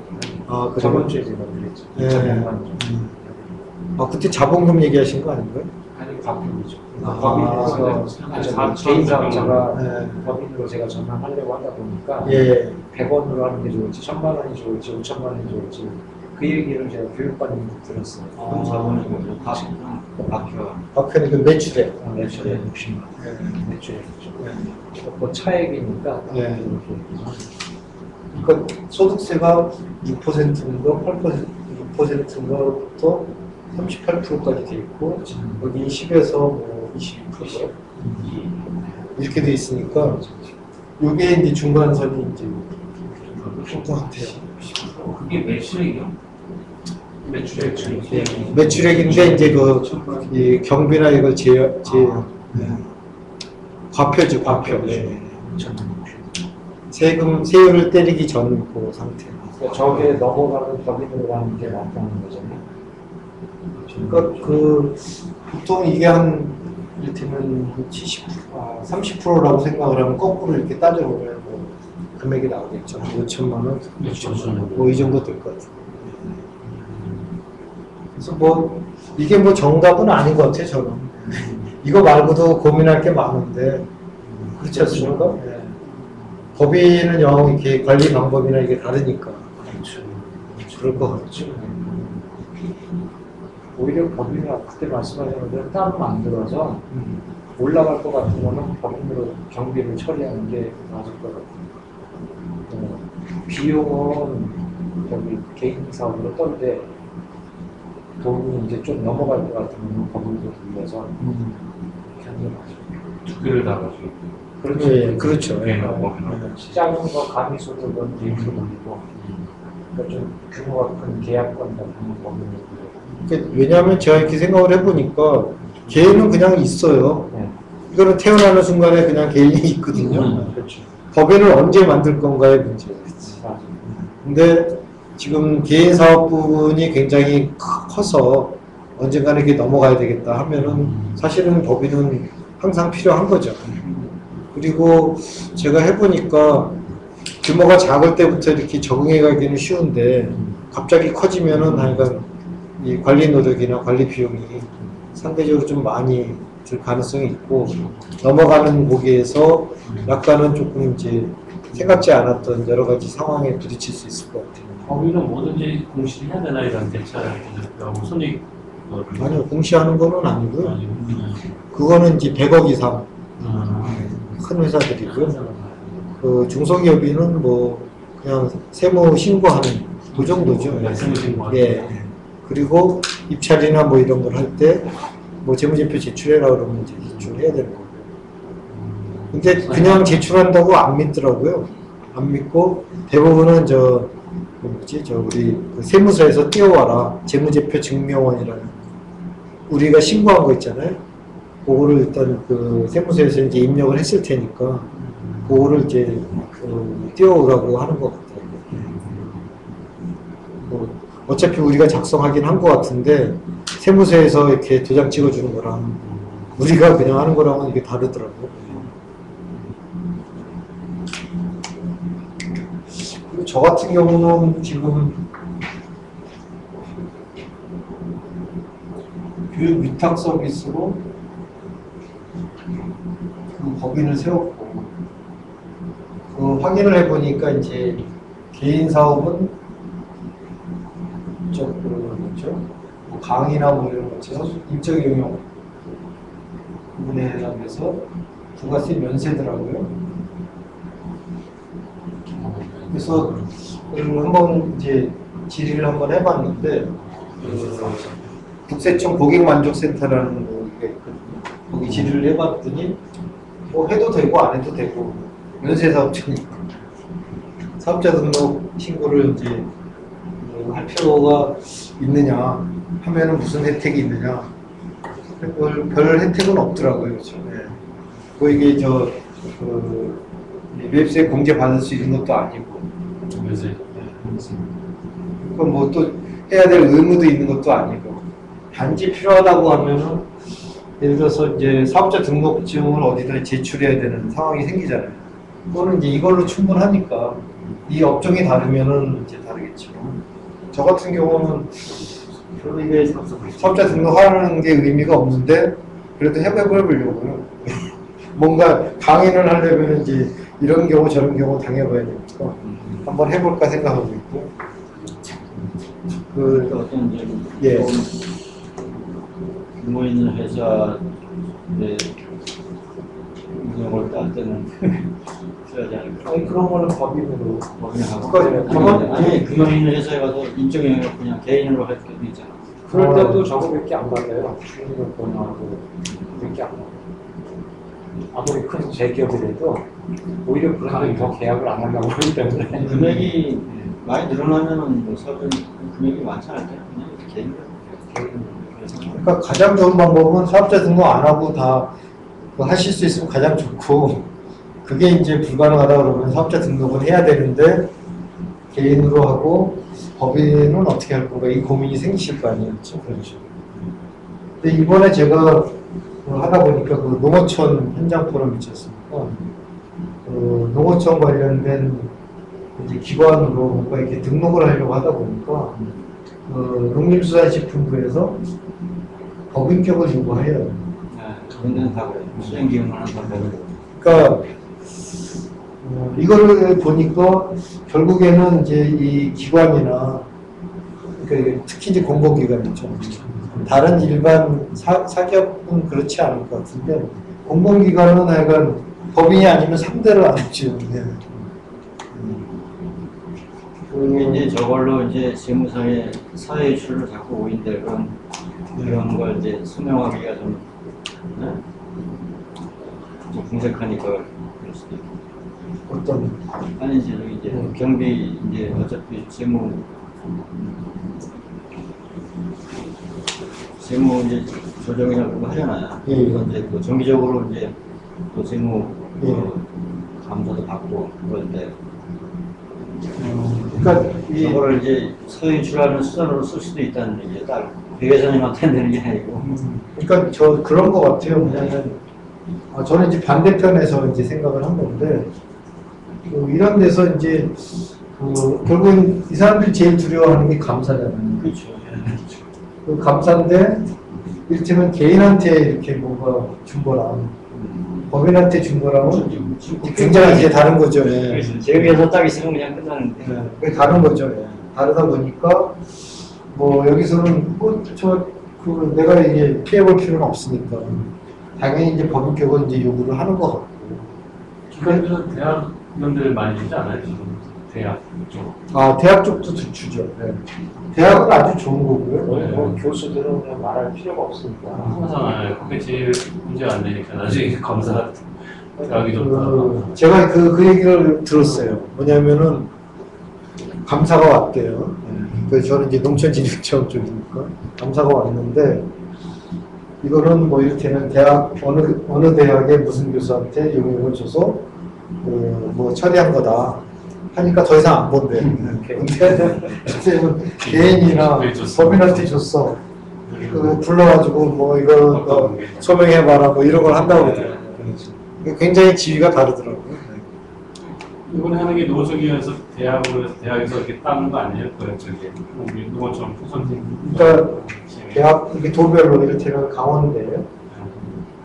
그다음에 뭐 저같이 이제 퍼실테이터 기관, 그다음에 컨설팅 각각 들어가시는구나.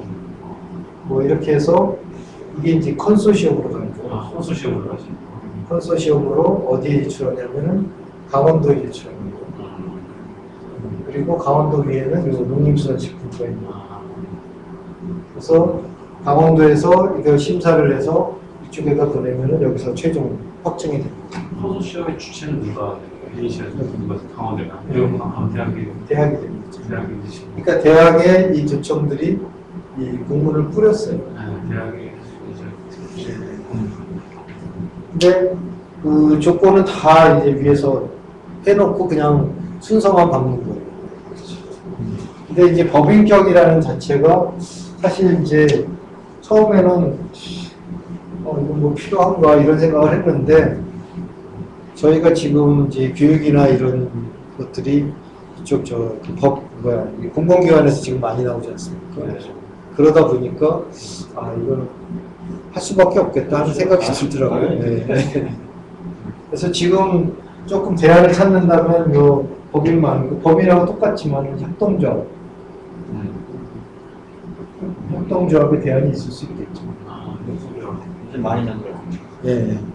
특히 협동조합은 지금 뭐 그런 예상. 그 지원이나 뭐 이런 게 상당히 크다고 하니까 뭐가 될 것 같아서 이제 다들 이제 저쪽으로 궁리를 하고 있는데 쉽지는 않을 것 같아요.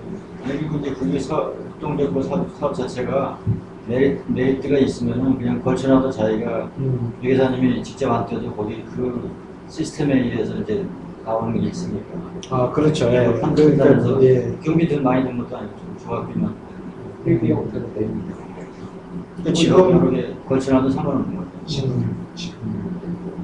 그러니까 저기도 지분이 뭐 굉장히 싸죠. 예. 그러니까 적은 거부터 시작해서 큰 것까지 다 할 수가 있는데, 근데 제가 보기에는 이제 법인이나 이 주식회사는 개인 마음대로 할 수 있잖아요. 근데 협동조합은 이게 사람이 모인 거니까 쉽지는 않습니다. 그냥 형식상으로 협동조합을 만들면은 또 모를까. 그렇지 않은다면은 막상 일을 하려면 쉽지 않죠. 쉽지가 않고요. 근데 뭐 이렇게 전체적인 그 정부 정책 방향이 결국 이제 일자리 창출, 그리고 뭔가 약간 분배의 문제가 해결이 돼야 되지 않습니까? 이제 그러다 보니까 협동조합을 키울 수밖에 없겠더라고요. 협동조합도 다 저희 카페 공원으로 활동하기 때문에 그냥 저희 이사에서 그것 때 이제 핵심 멤버들만 와서 회의하고 일거리 조각은 거기에 만약에 그 일이 회계사님이 적당하게 되면 별로 적당히 되는 거예요. 그렇죠. 예. 네. 그렇게 될 수 있죠. 내부에서 다 정보가 소화가 될 수 있어요. 네. 뭐 협동조합 혹시 하시는 거 있으세요? 아니 지금 같이 옆에 주변에 있는 사람이 이렇게 컨설팅 해주더라고요. 이번에 혹시 그 소상공인진흥회 그 센터에서 나온 지도사 저기 협동조합 예, 이번에 100명 해가지고 예, 그 협동조합 설립 창업자 지도사 해가지고 기획재정부에서 예. 양성을 했죠. 아, 예, 컨설팅 지도사를 예. 양성을 해서 국가에서 지원을 해주면서 협동조합 설립도 많이 협동조합 혹시 이한선 대표님 보셨나요? 내용 못 보셨어요? 그때 조현한 대표님 오셔서 얘기를 해준 건데 모르시나? 지난번에 그때 모였을 때 예. 그거 제가 한번 좀 보여드릴게요. 설립을 예. 많이 하죠. 관심이 있으신 것 같으니까. 적극적으로 지도사들 뭐 이게 회계나 세무 쪽하고 상관이 없는데. 지금 경기도사에서는 협동조합이 지금 하나의 그 아이템으로 보고 있어요. 저번에 교육하는데 교육이 힘들어요. 그때 주변하는 대표님 말씀하신 건 퍼실리테이터들이 아니요, 그렇지는 않습니다. 되는 거 아니었어요? 그렇지는 않습니다. 그쪽을 할 수는 있는데 지금 이제 그 지원 정책이 나와가지고 그쪽 부분 어떻게 했느냐. 제가 지금 관여하고 있는 요 평생교육 협동조합인데요. 여기 한번 그때 평생교육 협동조합을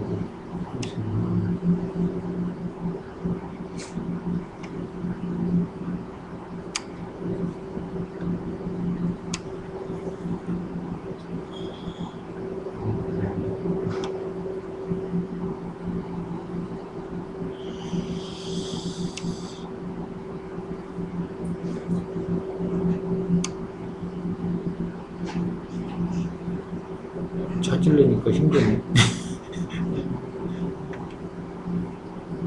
차가 막히고 차가 바뀌었도 했고요. 그 전이었나?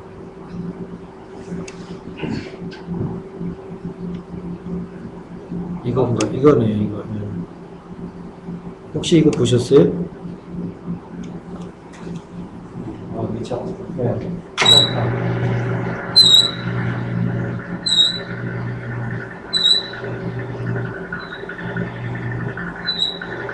날짜가 얼마 안 남았어요. 저 2월 18일에 같은데 처음 보세요? 들었어요. 들으셨죠? 네, 잠깐 구체적으로 좀 그 정부 이제 소상공인 센터에서 지원센터에서 그 아마 예산이 많은 모양이에요. 저 한 협업체당 이제 1억까지 지원이 가능하다고 이제 돼 있는데 그 협동조합 우선이라고 되어 있는데 꼭 협동조합일 필요는 없고 이 협업체를 운영을 하면서 나중에 협동조합으로 이제 간다고 하더라고요. 그 아까 말씀하신 100명의 이제 그 컨설턴트가 이제 여기서 이 처음에 이게 선정이 되면은 처음에 예비 협업체로 이제 등록이 돼요. 그 예비 협업체에 대해서 교육을 시키고 컨설팅을 할 때 이제 뭐 100명이 투입이 돼서 뭐 협동조합은 이렇게 만드는 거고 뭐 이렇게 하고 이제 이런 컨설팅을 한다는 거죠. 그래서 지금 이제 5인 이상 그 사업자 소상공인이 되더라고요.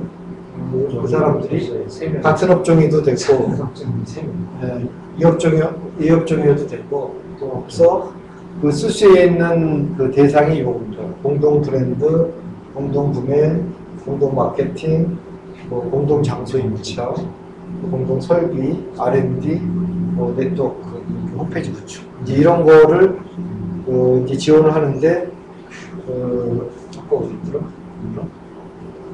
좀 밑에 내려야 되나 보다. 잡담 20분. 예. 그거 어디서 보셨어요? 저기 정부에 중간.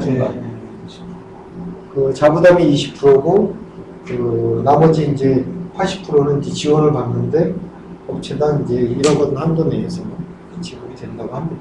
자부담 지방의 뭐 농촌들에게 뭐 균형 그런 거 지방의 농촌들 농업진흥사에서 지원하시는 것도 꼭 자부담. 그렇죠. 예. 근데 이 자부담을 안 하면은 그렇죠. 이게 관리가 잘 안 되고 그 다 공돈이라고 생각해야죠. 뭐 쓸데없이 낭비가 돼요. 그래서 제가 이거 해본 경험으로는 저도 이제 창업자금 받을 때 자부담을 해서 이제 했는데 그 1억은 생각하시지 말고 내가 얼마쯤 낼 건가 그리고 어떻게 좀 쓸 수 있을까 이걸 생각해서 적은 규모라도 이렇게 하는 게 더 나을 것 같아요.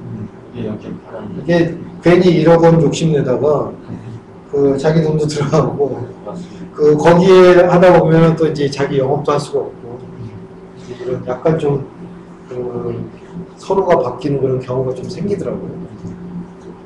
그 이 대표님 들으셨어요 이거? 처음 보세요? 조금 기간이 좀 짧아서 근데 협동조합은 아마 지원이나 이런 게 계속 나올 것 같아요. 서울시에서도 이제 뭐 하여간 그 시장님이 이제 뭐 이쪽에 관심이 많으니까 그래서 주변에 이제 그 협업체나 뭐 이런 모임을 많이 만드셔갖고 저희도 될 수가 있습니다. 만드셔갖고 이렇게 해도 상관없습니다.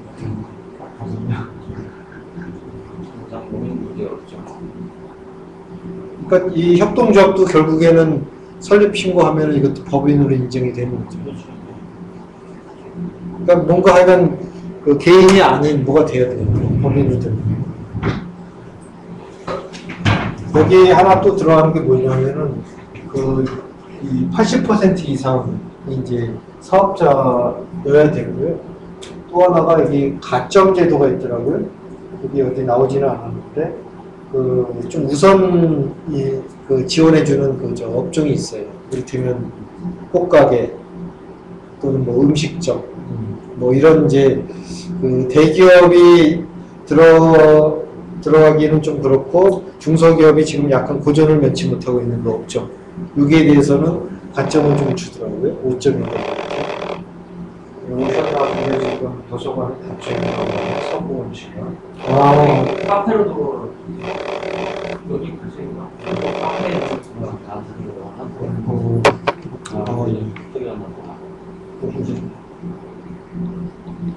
그럼 지금 나가신 건가요 혹시? 이하선 대표님? 성공원 시간이 모르죠. 거의 끝날 때 됐는데? 아주 나간다 그래. 응?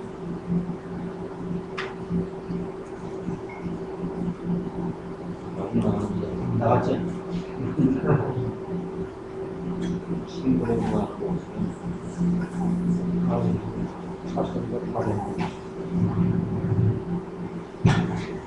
만나신 건 아니세요? 뭐 없지 않으세요? 없어요. 새벽 오신 네? 여기 앞에까지 왔던 것 같은데 지금. 아주 나간다고 했는데 나갔나? 네. 궁금한 거 좀 주세요. 주식 투자한테 재무제표에서 보내는 거 있잖아요. 코어하고 이런 거 예. 그래서 이게 좀 투자자에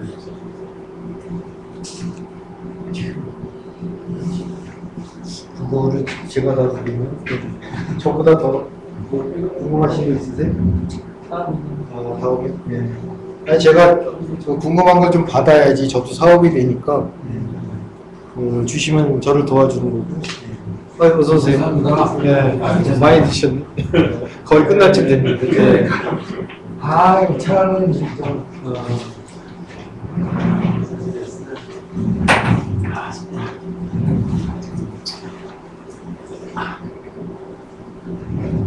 이거 앞에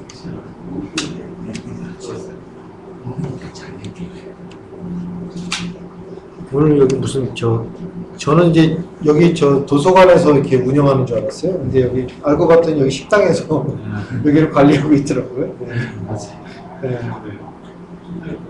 아까 와서 깜짝 놀라서 와가지고 왜 나보고 여기 들어와 있냐고 허락도 없이 들어왔다고 그러더라고요. 허락도 없이 들어와요. 신자도서관에다 그거 아니었어요? 신청하세요?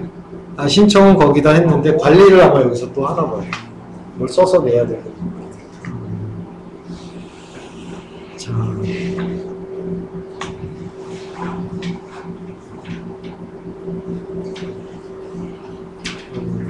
다음 주 강의는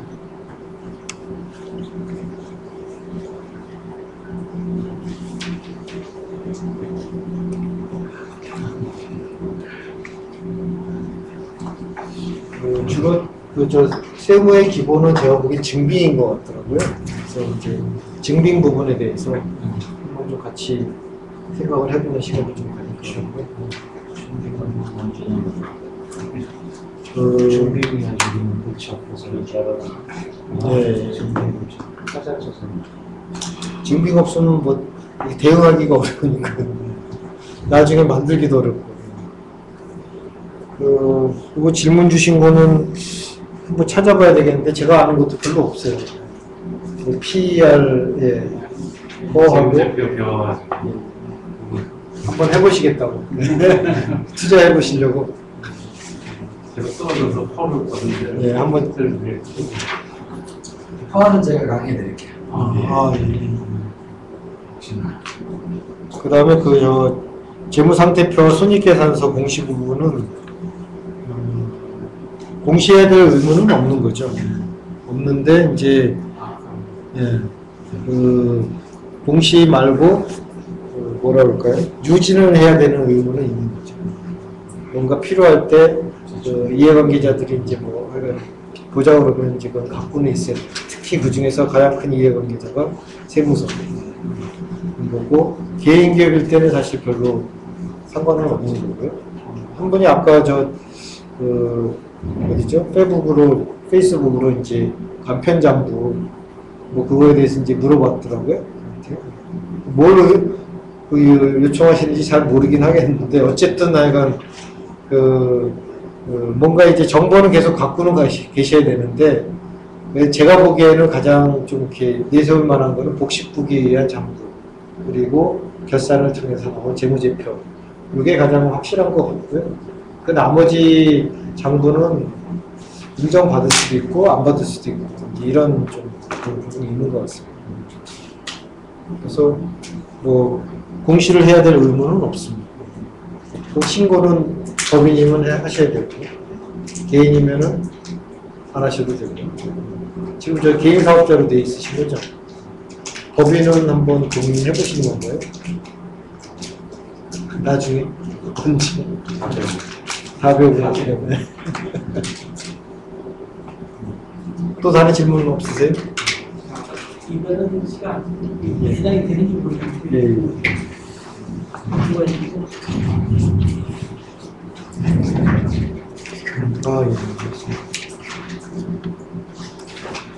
예.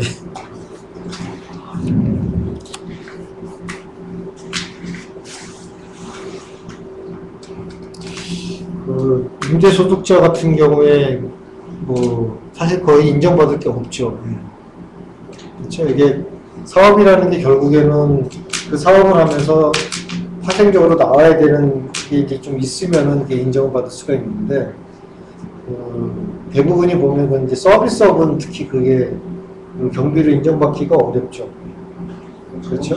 부동산 수수 자동차 유지비 자동차 유지비가 있다고 아니 단도가 있을 때 그러니까 그게 제가 생각하기에는 이제 논리가 맞으면은 그쪽에서도 아마 인정을 할 거예요. 저번에 하셨던 그 감가상각 집에서 그 임대 관리자 감가상각 좀 근데 그 대신만 놀러 가는 거 떠들면 안 되고 방법이 많이 있어요. 그러니까 수수료 하나 없는데. 그렇죠. 부동산 수수료 올릴 수 있고 또 뭐 이를테면 그걸 하기 위해서 이제 뭐 하여간 공사를 해줄 필요가 있잖아요. 뭐 그런 건 수리비 같은 건 들 수 있고. 수선 그 임대 물건에 대해서 관리하기 위해서 차량을 리스를 뽑아가지고 그 관리인가 하나 그 대신 그 규모가 있을 텐데 월세세요? 월세는 많이 진짜 지금 전세는 지금 사업자 등록을 하신 거예요? 전세로 이렇게 안 타겠어요. 전세는 뭐 일부죠. 그래서 그냥 전세로 그냥 신고해버리는 하여간 그 서비스업은 사실 받기가 되게 힘들어요. 근데 어쨌든 저 관련성이 있다, 사업하고 관련성이 있다고 하면은 원칙적으로 이게 다 이제 인정받을 수는 있거든요. 그러니까 뭐 저 같은 경우에는 그때 뭐 어떻게든 저도 이제 임대소득 발생했었거든요. 그래서 뭐 예를 들어서 통신비 또는 뭐 하여간 그걸 관리하기 위한 무슨 비용 이게 뭘 샀다, 집기비품을 샀다 예를 들어서 그런 거는 이제 약간은 조금 이제 어느 정도까지는 인정을 할 수가 있겠죠. 그러니까 뭐 우리 그 신고할 때 보면은 핸드폰 번호, 집 전화번호 뭐 이런 게 있어야 되잖아요. 그러니까 뭐 그 정도까지는 가능하지 않을까 하는 생각이 좀 들어요. 저는 이제 그런 생각을 하는데 저번에 물어봤더니 그 세법 하시는 세법 선생님이 그 컨설팅을 하잖아요. 근데 저번 주에도 제가 그 기준 정비를 말씀드렸는데 증빙을 아무리 모아도 이것을 할 수 있는 게 얼마 안 되니까 그냥 귀찮으니까 그냥 기준 경비 저거 증빙 정리하고 막 그러려니 그거 정리해봐야 60짜리 프로테이지가 안 나오니까 그걸로 떨어져. 60%를 인정해주니까요. 효과상 되네요. 65% 정도 인정해주니까 저는 기준경비는 임계치가 있겠지 이거 제가 풀어낸 거. 그러니까 증빙을 한번 해봐야 돼. 해서 얼마 정도 떨 수 있나. 그러니까 그게 이제 4,800이 그거잖아요. 아니다 싶어요. 그러니까 이 규모가 커져가지고 이 4,800 이상으로 이제 그 매출액이 올라갔다. 이제 그러면은 그 복식부기를 해야 돼요. 안 하시면은 기준경비 적용을 갖다가 아주 불리하게 봤어요. 경비 인정률의 뭐 50%인가 3분의 1인가 그렇게밖에 안 치고. 그러니까 그러면은 아마 뭐 별로 이렇게 복식부기 이렇게 장부기 기장하는 게 더 유리할 겁니다. 근데 처음에 이제 사업을 시작했을 때는 대부분이 보면은 그냥 놔두는 게 오히려 더 이익인 거죠. 괜히 이걸 장부 기장해가지고 보고하고 이러면 오히려 더 손해보는 경우가 생기죠. 처음에. 그게 한 3천만 원, 4천만 원 이렇게 올라갈수록 해야 되니까 어차피 제가 보기에는 하시긴 하셔야 되는 것 같아요. 장부 기장이나 뭐 이런 거. 예. 적고 있는데요. 예. 협동조합을 예를 들면 두 개를 가야 되는데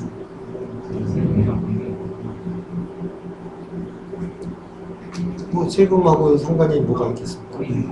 법인이 그럼 세 개가 되는 건데 협동조합 관계는 어떻게 됩니까?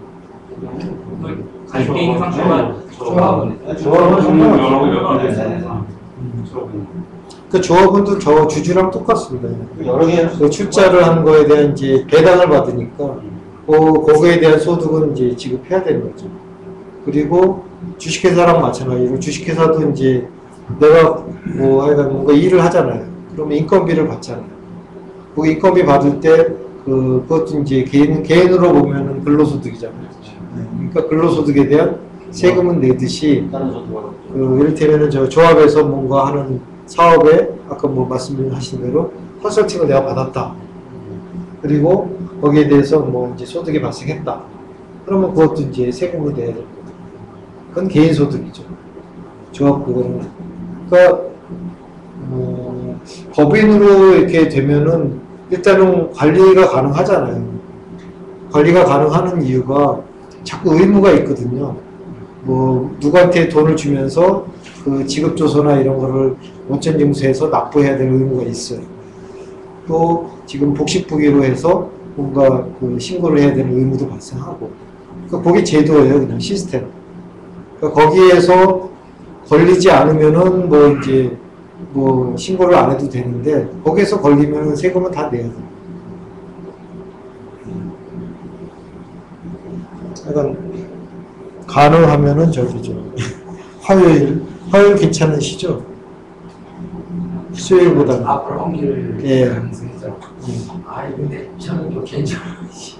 화요일 꼭 몰래요. 아 그러세요? 네. 수요일 괜찮아요. 수요일 괜찮으세요? 월수금 저녁 시간은 아니네요. 다른 시간. 아 월수금.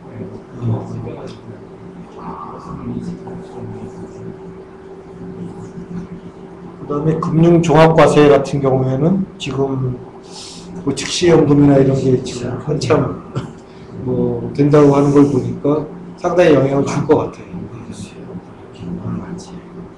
그래서 지금 사실 이게 뭐 소득이 사실 이제 금융소득 아니면은 뭐 이제 임대소득 이쪽이 많잖아요, 그렇죠? 그래도 이제 재산 그동안 이제 쌓아온 재산에서 나오는데 점점 그게 이제 확보하기가 힘들어가는 불로소득이라는 그 자꾸 이제 굴레를 씌우려고 하는 게 있을 것 같아요. 보험 금융인데 그런 소득이 있으면 그 소득을 다 해가지고 개인 의료보험비를 더 추가시키겠다고. 2천만 원 넘어가는데 그래서 네, 의료보험이 추가나. 네. 건강보험이 상당히 많이 되더라고요. 네. 아 그렇습니까? 그럼 저기 저 어디 직장에 사업을 운영하든 말든 상관없이 쌀 파서 그 지역의료보험도 아닌데 치료보험은 아닌데 또 추가 개인 의료에서 나오고. 정확하게 2천만 원에 2천만 원. 올해 모든 걸 다 종합해서 내년부터 이제. 어디 금융소득이 그렇게 많으세요? 아니 그게 아니고 어떤 지금 갑자기 그런 일이 생기가지고 아, 예를 들어서 ALS를 넣었는데 예. 얼마 안 넣었는데 그게 이렇게 예를 들어서 조건을 6개월마다 이제 조건이 충족이 되면은 이자가 나오는데 이게 그냥 한 1년 반 일이 되다 보면은 금액이 갑자기 이자가 나오니까 이렇게 가버리거든요. 지금 쪼개를 부인한테 쪼개고. 맞아요. 쪼개서. 개인 소득을 분산하는 것밖에 없어요. 예를 들어서 한 3억 정도 넣어놔도 네, 네.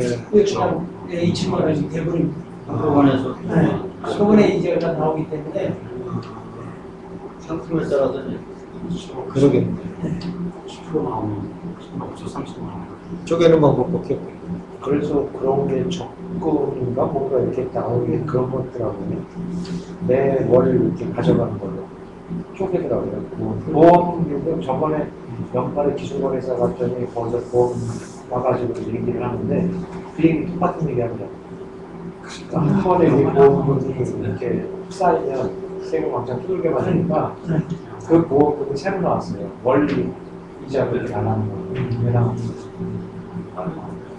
그래서 이제 연말에 합치는 거니까. 분산식. 그래서 개인별로 분산시키는 게 가장 맞습니다. 그렇게 맞죠. 근데 또 이제 개인을 또 믿기가 어려우니까 부부 사이도 믿기가 어려운데. 네. 혹시 뭐 다른 질문 없으면 제가 좀 추가적으로 더 살펴보고요. 가능한 도움이 되는 정보를 드리겠습니다. 오늘은 여기까지 하겠습니다. 네, 고맙습니다. 27일.